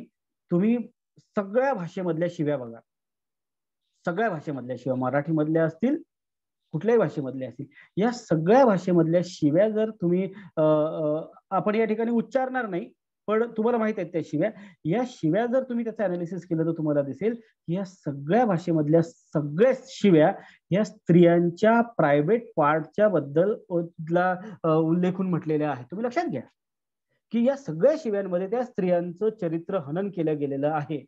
साधी शिवी आहे ना, आपण साल्या म्हणतो, मुलं म्हणतात साल्या. साला म्हणजे कोण, आपल्या बायकोचा भाऊ. म्हणजे त्याला तुम्ही साल्या म्हणत असताना त्याची बहीण ही तुमची पत्नी आहे किंवा ती तुमची प्रॉपर्टी आहे हे आपण गृहीत धरून चालत असतो. आपण याच्याकडे लक्ष देत नाही, आपण त्या भाषिक मुद्द्यांकडे आपण लक्ष देत नाही. पण हे कुठून आलं, ही ती पॅट्रियार्कल त्या व्यवस्थेमधनं आलेल्या आहेत. मग या शिव्या आल्या असतील, टोमणे आले असतील है ना. आता म्हणून हे आपल्याला असं दिसतं की म्हणून आपल्याला ही पितृसत्ता आपल्याला समजावून घेतली पाहिजे. इथून पुढे आपल्याला एखादी शिवी देत, इव्हन महिला सुद्धा एखाद्या दुसऱ्या महिलेला जर शिवी देत असेल एखादी, ती साधी का शिवी असेल पण त्यावेळेस आपल्याला विचार केला पाहिजे की ती साधी नाहीये, त्याच्यामध्ये कुठेतरी जेंडर येतं का तिथे मध्ये, त्या ठिकाणी म्हणजे मी त्या स्त्रीच्या लैंगिकतेला मी कुठेतरी दूषण देत आहे का, हे आपल्याला समजावून घेतलं पाहिजे. म्हणजे अगदी घरामधल्या साध्या याच्यामध्ये आपण जेव्हा बोलत असताना, आपण जेव्हा त्या स्त्रियांना बोलतो किंवा ते पुरुष त्या स्त्रियांचा उल्लेख करत असतील तर त्यावेळेस हे आपल्याला लक्षात घेतलं पाहिजे की मी त्या पितृसत्तेचा वाहक तर नाहीये, मी त्या पितृसत्तेला कुठे पुढे तर येत नाही, रिएनफोर्स तर करत नाहीये, आणि म्हणून पितृसत्ता समजावून घेतली पाहिजे. आता मी 2 मुद्दे आणखी या ठिकाणी घेतो. मग मी म्हटलं होतं, मी मुद्दा आणला होता की काही पुरुष असं म्हणतात की आमचा काही रोल नाही याच्यामध्ये, छळवणुकीमध्ये, आमच्या त्या बायाच तशा असतात, त्या बायांशी भांडतात, स्त्रियांच्या शत्रू आहे वगैरे वगैरे, हे आपल्याला एक पॉप्युलर नोशन आहे, हे मांडलं जात असतं. ओके, आता या स्त्रिया तशा का वागतात है ना, कारण त्या स्त्रिया, अशा वागणाऱ्या स्त्रिया सुद्धा पितृसत्ताक असतात, त्या सुद्धा त्या व्यवस्थेच्या समर्थक असतात आणि म्हणून त्या तशा वागतात, कारण त्या पितृसत्तेचं पालन करण्यामध्ये त्यांचा सुद्धा फायदा असतो है ना. मग म्हणून आपल्याला त्या स्त्रियांना दोष देता येत नाही या ठिकाणी की त्या स्त्रियांचा छळ करतात, असं नाहीये. त्यांना आपल्याला दोष देता येणार नाही, कारण त्या पितृसत्तेचं पालन करत असतात, त्याचा निर्वाह करत असतात, त्यांचं सुद्धा सामाजिकरण, मी मग जे जेंडर सोशलायझेशन म्हटलं, त्यांचं सुद्धा सामाजिकरण तसंच झालेलं असतं की तुम्ही असं वागलं पाहिजे है ना, तुम्ही असं वागलं पाहिजे. तुम्ही त्या स्त्रियांशी वाईट वागतात म्हणजे काय करतात, त्या पुरुषासारख्या वागतात, त्या सुद्धा पितृसत्ताक असतात, त्या वागतात त्या ठिकाणी, आणि म्हणून त्यांना दोष देऊन त्या ठिकाणी चालणार नाही. ही सगळ्यांची जबाबदारी आहे की आपण तशा प्रकारे ती जाणीव जागृती केली पाहिजे. त्याच्यानंतर मी आणखी एक मुद्दा मांडला होता, आणि मी एक 10 मिनिटांमध्ये कन्क्लूड करतो. मी आणखी एक मुद्दा मांडला होता की असे पुरुष जे रूढ अर्थाने पुरुष नाहीये है ना, मग मी शब्द वापरला होता मर्द है ना, तर जे रूढ अर्थाने मर्द नाहीत, जे पुरुष, त्यांना आपण काय म्हणतो, आपल्या अवतीभोवती अशी अनेक मुलं आहे. माझ्या शेजारी एक मुलगा राहायचा, त्याच्या घरामध्ये 3 बहिणी होत्या, त्या बहिणींच्या अजून काही मैत्रिणी होत्या, आणि त्या घरामध्ये एकच मुलगा होता. त्या 7-8 मुलींबरोबर तो मुलगा लहानपणापासून राहायचा, कारण त्याला खेळायला दुसरं कोणी नव्हतं. मग त्याच्या भाषेचं सोशलायझेशन कसं झालं, अनेकदा तो बोलताना गडबड करायचा, तो त्या आपल्या बहिणींसारखा राहायचा. तर तो जेव्हा शाळेत जायला लागला तेव्हा त्याला शाळेमधली सगळी पोरं चिडवायची, बायल्या म्हणायची त्याला, है ना. आपण हा शब्द वापरतो बायल्या, तर हा बायल्या हा शब्द सुद्धा पुरुष सत्तात्मक आहे. म्हणजे असा पुरुष जो रूढ अर्थाने पुरुषांसारखा वागत नाही, म्हणजे तो अग्रेसिव्ह नाहीये, त्याला शिवाय देता येत नाही, है ना. म्हणजे मी हिस्लॉपला ग्रॅज्युएशनला असताना आमचे काही सिनियर्स जोक सांगायचे की एक मुलगा होता, मी त्याचं नाव नाही सांगत, एक मुलगा होता आणि त्याला राग नाही यायचा, आणि मग एक दिवशी त्याला खूप राग आला, आणि खूप राग आल्यानंतर त्याने काय केलं, त्या बाकीच्या मुलांना म्हटलं की आता बघा, मला खूप राग आला तर मी तुम्हाला शिवी देईन. मुलं म्हणाले दे दे दे दे, तू काय शिवी देणार आहे. आणि मग त्याने एक शिवी दिली की जी बाकीच्या मुलांसाठी खूपच म्हणजे अशी पांचट शिवी होती की बा हा काय, आणि मुलांनी मग त्याचं खूप मजा घेतली की ही काय शिवी काय असते. म्हणजे शिवी सुद्धा कशी असली पाहिजे, ती अशी अशी काहीतरी दुसऱ्याला दोषण देणारी असली पाहिजे, स्त्रियांचा अपमर्द करणारी असली पाहिजे, है ना. तर ही जी मर्दानकीची जी संकल्पना आहे ही सुद्धा बऱ्याचदा पुरुषांना छळते. म्हणजे जसं पितृसत्ता स्त्रियांना छळते मी म्हटलं ना, तशी पितृसत्ता ही पुरुषांना सुद्धा छळते, हे लक्षात घ्या. पुरुष म्हणून हे लक्षात घ्या, पुरुष त्याच्यापासून नाहीये. म्हणजे जे मी मगा म्हटलं की ते पुरुषांवर संस्कार असे केले जातात की तू रडायचं नाही, तू व्यक्त व्हायचं नाही, आणि मग ते व्यक्त जर त्यांना होता येत नसेल तर मग आपल्याला दिसतं की ते व्यसनाधीनतेकडे वाटचाल होते. सगळ्यांच्या बाबतीत नाही बोलत, पण अनेक लोक असे आहेत की जे टेन्शन घेऊन सतत वागतात, ते व्यक्त होत नाहीत मग ते, आणि मग त्या टेन्शन मधनं ते व्यसनाधीनतेकडे जातील. मी मग उल्लेख केला आत्महत्यांचा, माझा जो अभ्यास केला मी वर्धा जिल्ह्यामधल्या आत्महत्यांचा, या आत्महत्यांच्या मागे मला असं दिसतं, कारण मी तो 109 कुटुंबांचा सर्वे केला की ती पितृसत्ता त्या ठिकाणी काम करत होती त्या आत्महत्यांच्या मागे. ते पुरुष सातत्याने ते टेन्शन घेऊन जगत होते, आणि मग ते टेन्शन माझ्या बायकोला सांगायचं नाही. मी का सांगू, कारण ती स्त्री आहे, तिला कशाला मी सांगू, मी पुरुष आहे, माझं टेन्शन मी कोणाला सांगणार नाही. ही पितृसत्ता त्या पुरुषांना सुद्धा तेवढं छळत असते, त्यांच्यावर सुद्धा तेवढंच परिणाम करत असते. मग ते असे का वागतात, आपण म्हणतो की पुरुष चिडतात, का चिडतात, जर असं पाहिलं आपण त्या पितृसत्तेमुळे त्यांचं ते मर्द म्हणून त्यांना तसं घडवलेलं आहे. आणि म्हणून हा एक महत्वाचा मुद्दा आहे. आणि मी तिसरा मुद्दा या ठिकाणी सांगतोय की स्त्रियांना छळते, पुरुषांना छळते, त्याचबरोबर जे रूढ अर्थाने पुरुष नाही आहेत, ज्यांना आपण बायकी, बायल्या वगैरे वगैरे, ट्रान्सजेंडर, छक्का वगैरे असे शब्द आपण मराठीमध्ये वापरतो, अशा पुरुषांना सुद्धा ती छळत असते. आणि म्हणून आपल्याला पितृसत्ता समजावून घ्यायचे. आणि जसं मी या ठिकाणी थोडंसं कन्क्लूड करतो 1-5 मिनिटांमध्ये, की मी मुद्दे सांगितले की जेंडर आपण पाहिलं, आपण जेंडरचं मॅनिफेस्टेशन, जेंडर कुठे दिसतं आपल्याला समाजामध्ये, भेदभाव कुठे दिसतं ते पाहिलं. त्याच्यानंतर आपण पितृसत्ता पाहिली, पितृसत्ता समाजात कुठे दिसते ते पाहिलं. त्याच्यानंतर आपण हे बघतोय की पितृसत्ता स्त्रियांना छळते, पितृसत्ता पुरुषांना छळते, पितृसत्ता रूढ अर्थाने पुरुष या कॅटेगरीमध्ये नसणाऱ्या त्या वर्गाला सुद्धा छळते. आणि ही पितृसत्ता चे वाहक जे आहेत ते फक्त मी 2 मिनिटांमध्ये तुम्हाला सांगतो, कुठून कुठून ही पितृसत्तेचं वाहक जे आहे त्याला म्हणतो आपण की कुठून कुठून ही प्रसारित होते. एक, आपलं कुटुंब, कारण आपलं जडणघडण कुटुंबामधनं होत असते.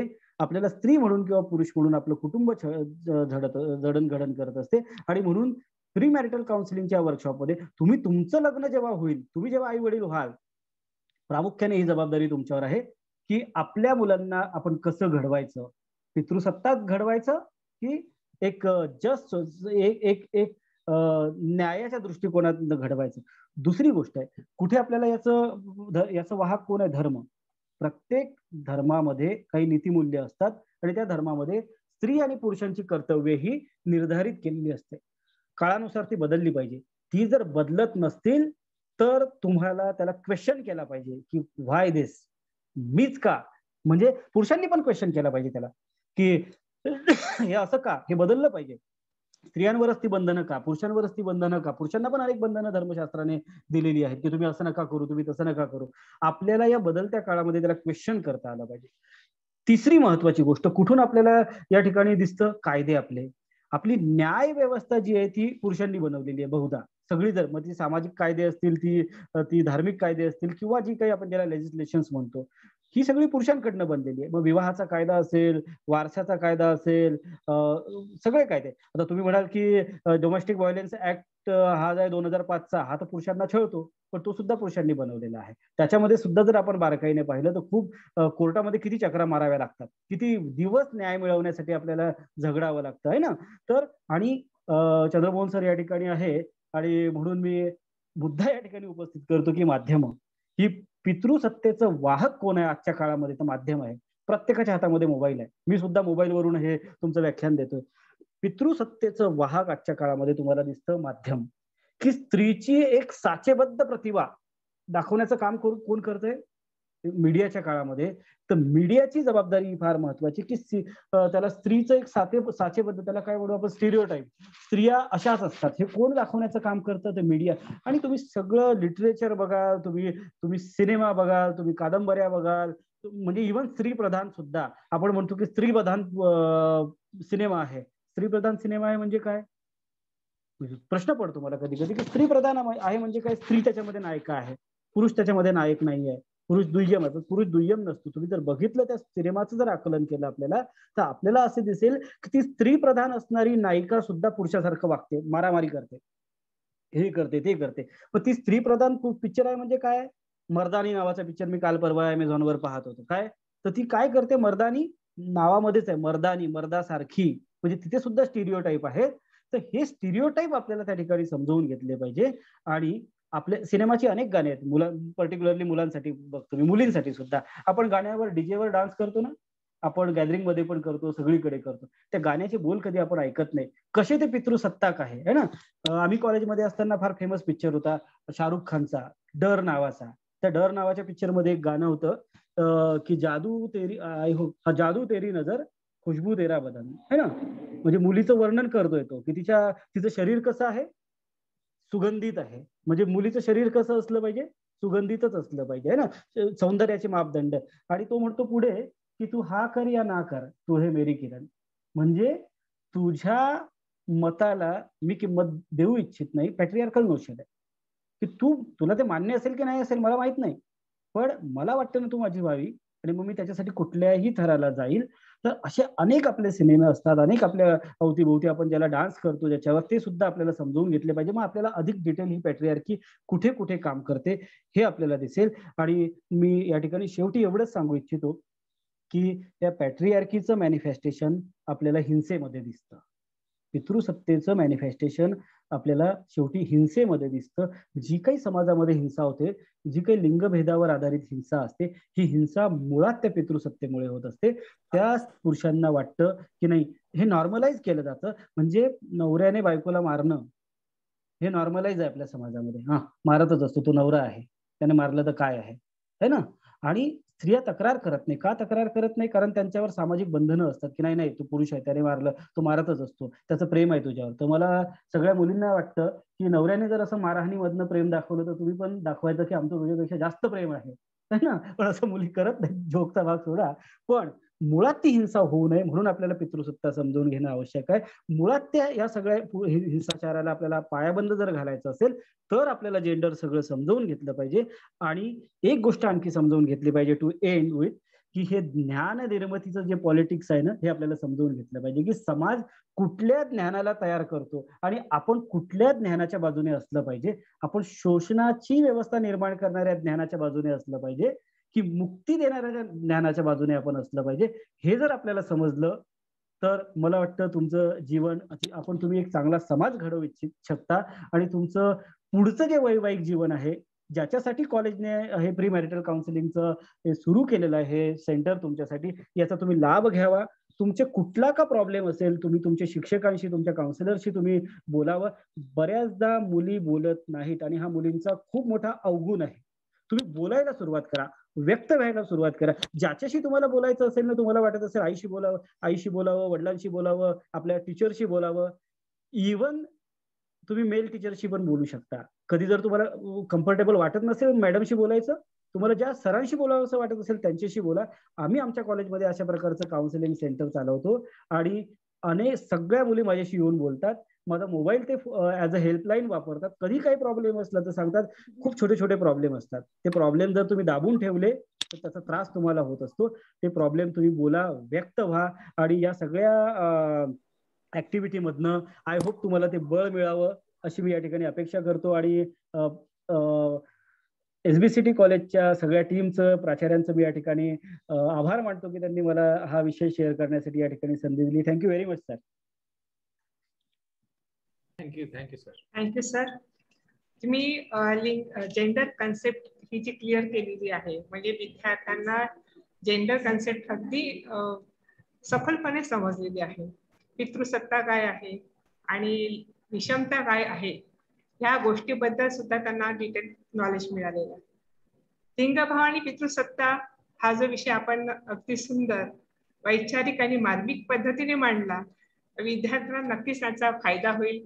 आणि हे जे विद्यार्थी आहे, जे भावी नागरिक किंवा नंतर लग्नानंतर पत्नी बनणार आहे, तर यांच्या विचारामध्ये नक्कीच आपल्या व्याख्यानामुळे परिवर्तन झालेलं दिसेल सर आपल्याला.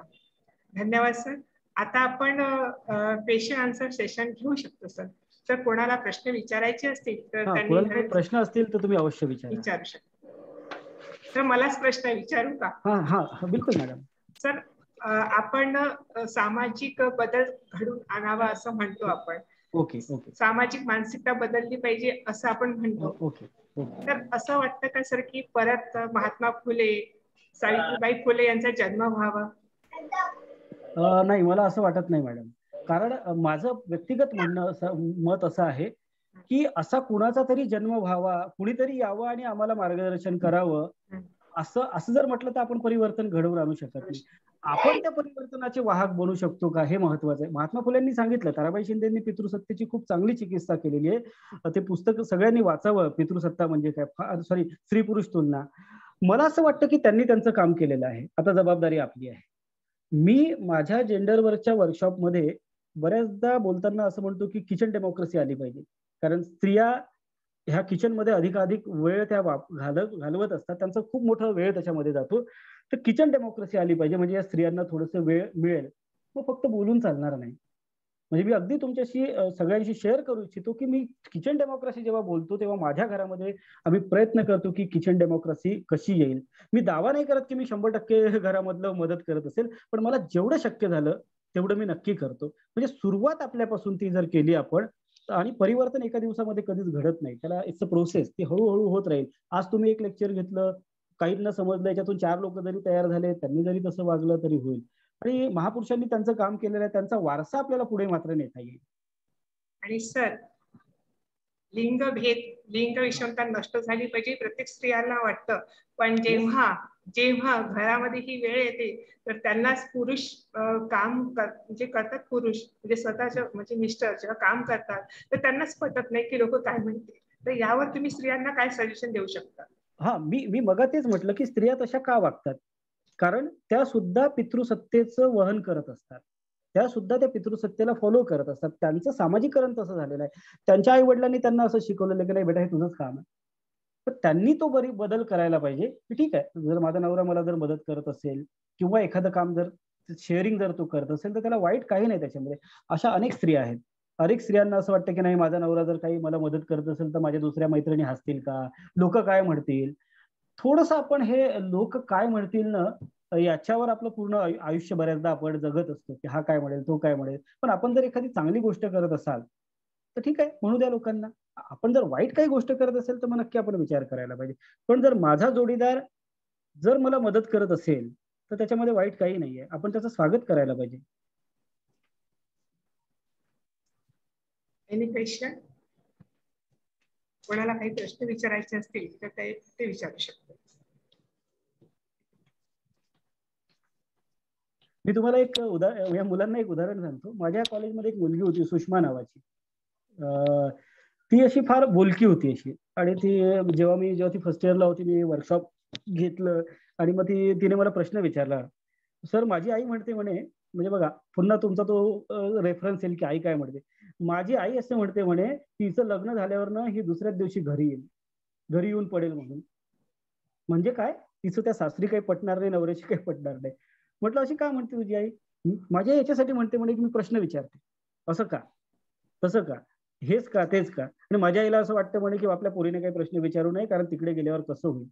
आणि माझी आई असं म्हणते म्हणे की तुझे सासरचे लोक म्हणतील की तुझ्या, म्हणजे ती आपल्या वराडी भाषेत म्हणाली की तुझ्या मायनं काही शिकवलं नाही का, है ना. तर हा जो एंटायर सोशलायझेशनचं आपण म्हणतो ना, आईने काही शिकवलं नाही का, पुरुषाचा उद्धार नाही केला जात, आम्ही त्याच्यापासून थोडं फ्री असतो. असं नाही म्हणत की तुझ्या बापाने काही शिकवलं नाही का, आईचा उद्धार केला जातो. आणि म्हणून मग ती आईची थोडी जबाबदारी असते की आपल्या मुलीला मी असं नाही म्हणत की संबंध एकदम तुम्ही ताना, एकदम तुम्ही मारामारी करा, तुम्ही लग्न मोडून परत या वगैरे, असं नाही. असं होत 100% मॅच कुठेच होत नाही है ना. ते 36 गुण वगैरे कुठेच कधीच जुळत नसतात. ते बऱ्याचदा आपल्याला त्या अंडरस्टँडिंग मधनं काही गोष्टी जुळवून घ्यायच्या असतात आणि ती प्रक्रिया आहे, ती एका दिवसामध्ये नाही होणार, ती सुरू राहील त्याच्यामध्ये. चॅट बॉक्स मध्ये काही प्रश्न आलेले आहेत? तर मी एक प्रश्न विचारतो. Yes sir.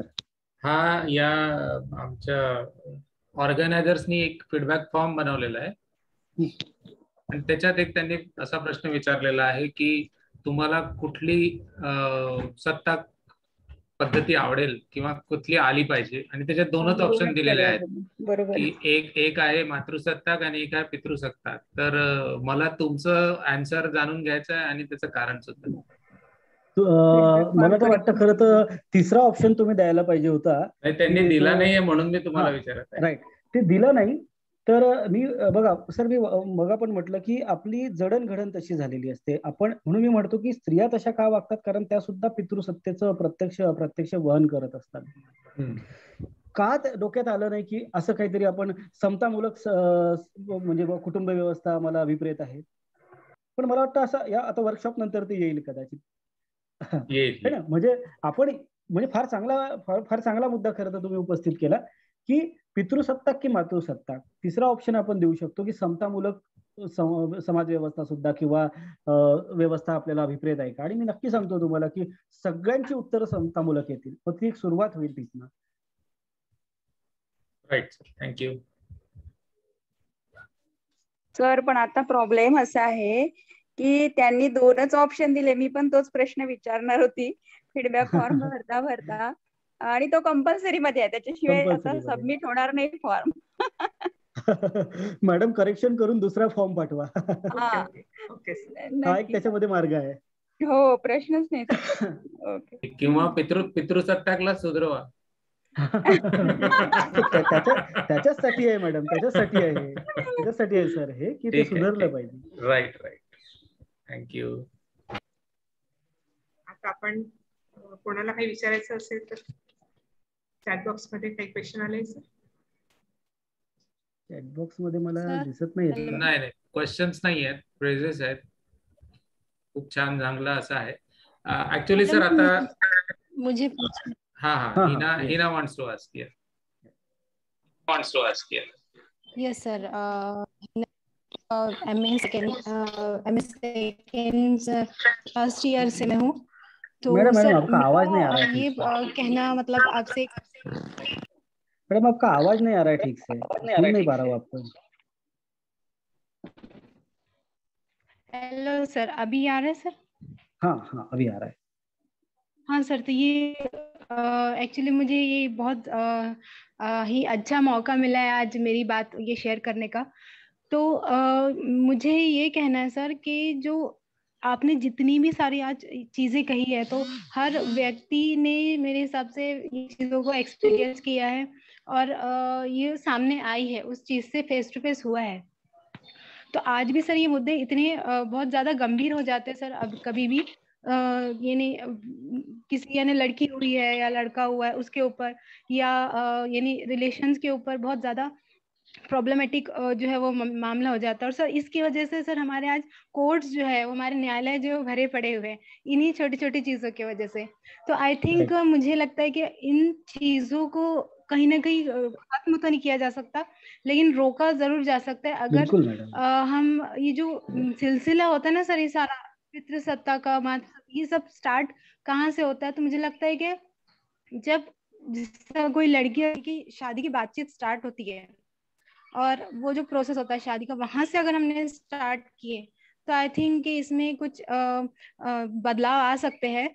तो इसमें जो सर हमने पहले भी सुन रखा है कि प्री मैरिज काउंसलिंग करके, तो अगर इसको हम कंपलसरी कर दें तो ये मेरे ख्याल से बहुत अच्छा होगा, जिसमें सर लड़का और लड़की कोई नहीं की ही काउंसलिंग नहीं होगी, बल्कि उसके लड़के के भी घर वालों की, लड़की के भी घर वालों की काउंसलिंग होंगी. और एक तरीके से उनको प्रशिक्षण देना चाहिए सर मेरे हिसाब से, कि आप जब सास ससुर बन रहे हो, आप बहू बन रहे हो, तो आपको किन किन चीजों को फेस करना पड़ सकता है, क्या क्या चीजों को समझना पड़ सकता है। तो मेरे हिसाब से उनको एक तरह की ट्रेनिंग देना चाहिए सर, क्योंकि आज हम देख रहे हैं कि हमारे न्यायालयों में इतने सारे जो केसेस चल रहे हैं, कई सारी लड़कियां बहुत परेशान है, कई सारी लड़कियों की सर लाइफ इतनी खराब हो गई। अगर उनकी लाइफ खराब नहीं होती तो समाज में बहुत अच्छा कर रहे होते। क्योंकि जस्ट मेरी ही दीदी का ये मसला हुआ है, तो मुझे ये बात बहुत अच्छे से समझ में आती। तो मुझे लगता है सर कि इस चीज को ना कंपलसरी कर देना चाहिए कि ये दोनों ही फैमिलीज को का एक काउंसलिंग, एक कुछ 2-3 महीने का ट्रेनिंग होना चाहिए सर, ताकि बाद में इतने सारे प्रॉब्लम्स जो आते हैं सास और बहू के बीच के, या फिर बेटी हुई है या बेटा हुआ है उस लिंग भेद को लेकर, ये सारे मसले आई थिंक कि कम होंगे, मुझे ऐसा लगता है। सर आपका इसमें मुझे ये लगता है क्योंकि मैं बहुत सारे वर्कशॉप्स करते रहता हूँ लोगों के साथ में, तो मेरा ये कहना है कि ऐसे ट्रेनिंग वगैरह सब शेड्यूल्ड प्लान ट्रेनिंग से शायद ऐसा नहीं हो, क्योंकि लोग आएंगे नहीं कि कौन सी सास को लगेगा कि मुझे सास बनने का ट्रेनिंग लेना चाहिए, है ना। तो हम लोग ये सेंसिटाइजेशन प्रोग्राम्स के द्वारा हम लोग कर सकते हैं, ऐसा नहीं कि नहीं कर सकते। मैं एक एग्जांपल बताता हूँ आपको। यहाँ पे आंजी करके गांव है वर्धा से जस्ट 16-17 किलोमीटर। मैंने एक वर्कशॉप लिया था, किसी ने मुझे बुलाया था, तो वहाँ पे लगभग 65 से 70 औरतें थी, 16-17 साल की कुछ लड़कियां थी और बूढ़ी औरतें भी थी, मतलब जो 70-72। तो मैंने शुरुआत मेरे लेक्चर की ऐसी की, थोड़ा सा ग्रामीण भाषा में उनको, तो मैंने कहा कि त्या महिला हात, त्या बाया हात वरते करा, की जिच्या नवऱ्याने, भावाने, आणि ज्यांचं लग्न नव्हतं झालं त्यांच्या भावाने किंवा पुरुषाने घरातल्या असं नाही म्हटलं की तू बॅड आहे, तुला काय समजते, जिला म्हटलं नाही तिने हात वरते करा, आणि एकही बाईचा हात वर नाही आला, है ना. तर कारण काय की त्यांना कोणी कोणी तसं म्हटलेलं असतं. आता मग मी त्यांना ते समजावून सांगितलं, आणि ज्या सिनियर ज्या बाया होत्या, ज्या आजी होत्या, त्या सगळ्या त्यांच्याशी जेव्हा आम्ही संवाद साधला, आणि आम्ही ऍट द एंड त्यांना असं सांगितलं की तुम्ही घरामधल्या बाया, म्हणजे मग सासू आणि सून किंवा असं जर असेल, तुम्ही जर त्या मैत्रिणी झाल्या ना तर हे प्रॉब्लेम सुटू शकतात. तर मला असं वाटतं की ट्रेनिंग ऍज असं तुम्ही मुलांना देऊ शकता, पण हा असे इन्फॉर्मल वर्कशॉप जर घेतले तर मग ते लोकांमध्ये त्याच्यामध्ये एक जाणीव जागृती होऊ शकते. थैंक यू हिना, अच्छा क्वेश्चन पूछा आपने. ओके, लास्ट कार्यक्रमाच्या शेवटचा टप्पा म्हणजे आभार प्रदर्शन. आणि आभार प्रदर्शनाच्या पहिले मी तुम्हाला रिक्वेस्ट करेल की अलॉंग विथ रूट फाउंडेशन, जसं हिनाने आता सांगितलं की अशा प्रकारच्या प्रशिक्षणाची किंवा काउन्सिलिंगची गरज आहे, त्याची पहिली सुरुवात म्हणून एक असं PDF डॉक्युमेंट तरी तयार करू शकतो आपण की ज्याला डूज अँड डोंट्स किंवा प्रिन्सिपल्स जेवढे तिने सांगितलं, लग्नाचा मुलगी, होणारे सासू सासरे, आई वडील, या सगळ्यांचं जे काही इन्व्हॉल्ड असतं त्या पूर्ण सिस्टीम मध्ये, त्यांच्या दृष्टीने मे बी 2-3 पानाचं जरी हे झालं आणि एक बुकलेट आपण तयार करू शकलो तर ती it will act as a starting point. आणि हे तुमच्या MOU थ्रू एक चांगली गोष्ट पण घडेल की जी आपल्याला हिंदी, इंग्लिश, मराठी तिन्ही भाषेत देऊ शकतो. Right, thank you. Thank you sir. मी आता आभार प्रदर्शनासाठी मानसशास्त्र विभागाच्या प्राध्यापिका डॉक्टर अलका कोल्हे मॅडम यांना आमंत्रित करते. अलका कोल्हे मॅडम. धन्यवाद मॅम. खूपच अप्रतिम आणि चर्चात्मक व्याख्यान होते. आपण जर इतिहासाचा विचार केला तर असे लक्षात येते की इतिहासकार म्हणून भूमिका बजावण्याचे काम हे जास्तीत जास्त प्रमाणात पुरुषांनीच केलेले आहे. त्यामुळे त्यांच्या लिखाणातूनही पुरुषांप्रती वर्चस्वाची भूमिका व स्त्रियांना दुय्यम स्थान दिल्या गेलेले आपल्याला दिसून येते. पिढ्यानपिढ्या हा भेद चालतच आलेला दिसून येतो. आपण जर काही वर्षांच्या आधीचा विचार केला तर स्त्रियांना मोठ्या प्रमाणात बंधने होती, पुरुषांना पूर्णतः मोकळीक होती. आहारासंबंधीही पुरुषांना ताजा आहार तर स्त्रियांना शिळा आहार किंवा उरलेलं जेवण दिल्या जात असे. आपण बघतो मुलींच्या तुलनेत मुलांना जास्त महत्व दिल्या जाते. आपण हे आपल्या अनेकदा हे दृष्टीस आलेलं आहे की बालपणापासून पुरुषांना अशा प्रकारचं रेअरिंग मिळतं की एक प्रकारची टॉक्सिक मस्क्युलिनिटी त्यांच्यामध्ये तयार होते आणि ती आढळून येते. पुरुषांनी आपल्या भावना व्यक्त करू नये, सेन्सिटिव्ह राहू नये, कपड्यांमध्ये गुलाबी रंग वापरू नये, अशा प्रकारे टॉक्सिक मस्क्युलिनिटी ही लहानपणापासूनच त्यांच्यामध्ये जोपासली जाते आणि यातूनच स्त्रियांपेक्षा पुरुषही निराशेच्या लक्षणांमध्ये जाताना दिसतात. लिंगभाव, पितृसत्ता, पुरुष प्रधानता हा आधीपासूनच कसा जोपासला गेलेला आहे हे आपल्याला दिसून येतं. एकीकडे आपण म्हणतो की स्त्री पुरुष समानता आहे, परंतु आजही हा भेद आपल्याला दिसतो.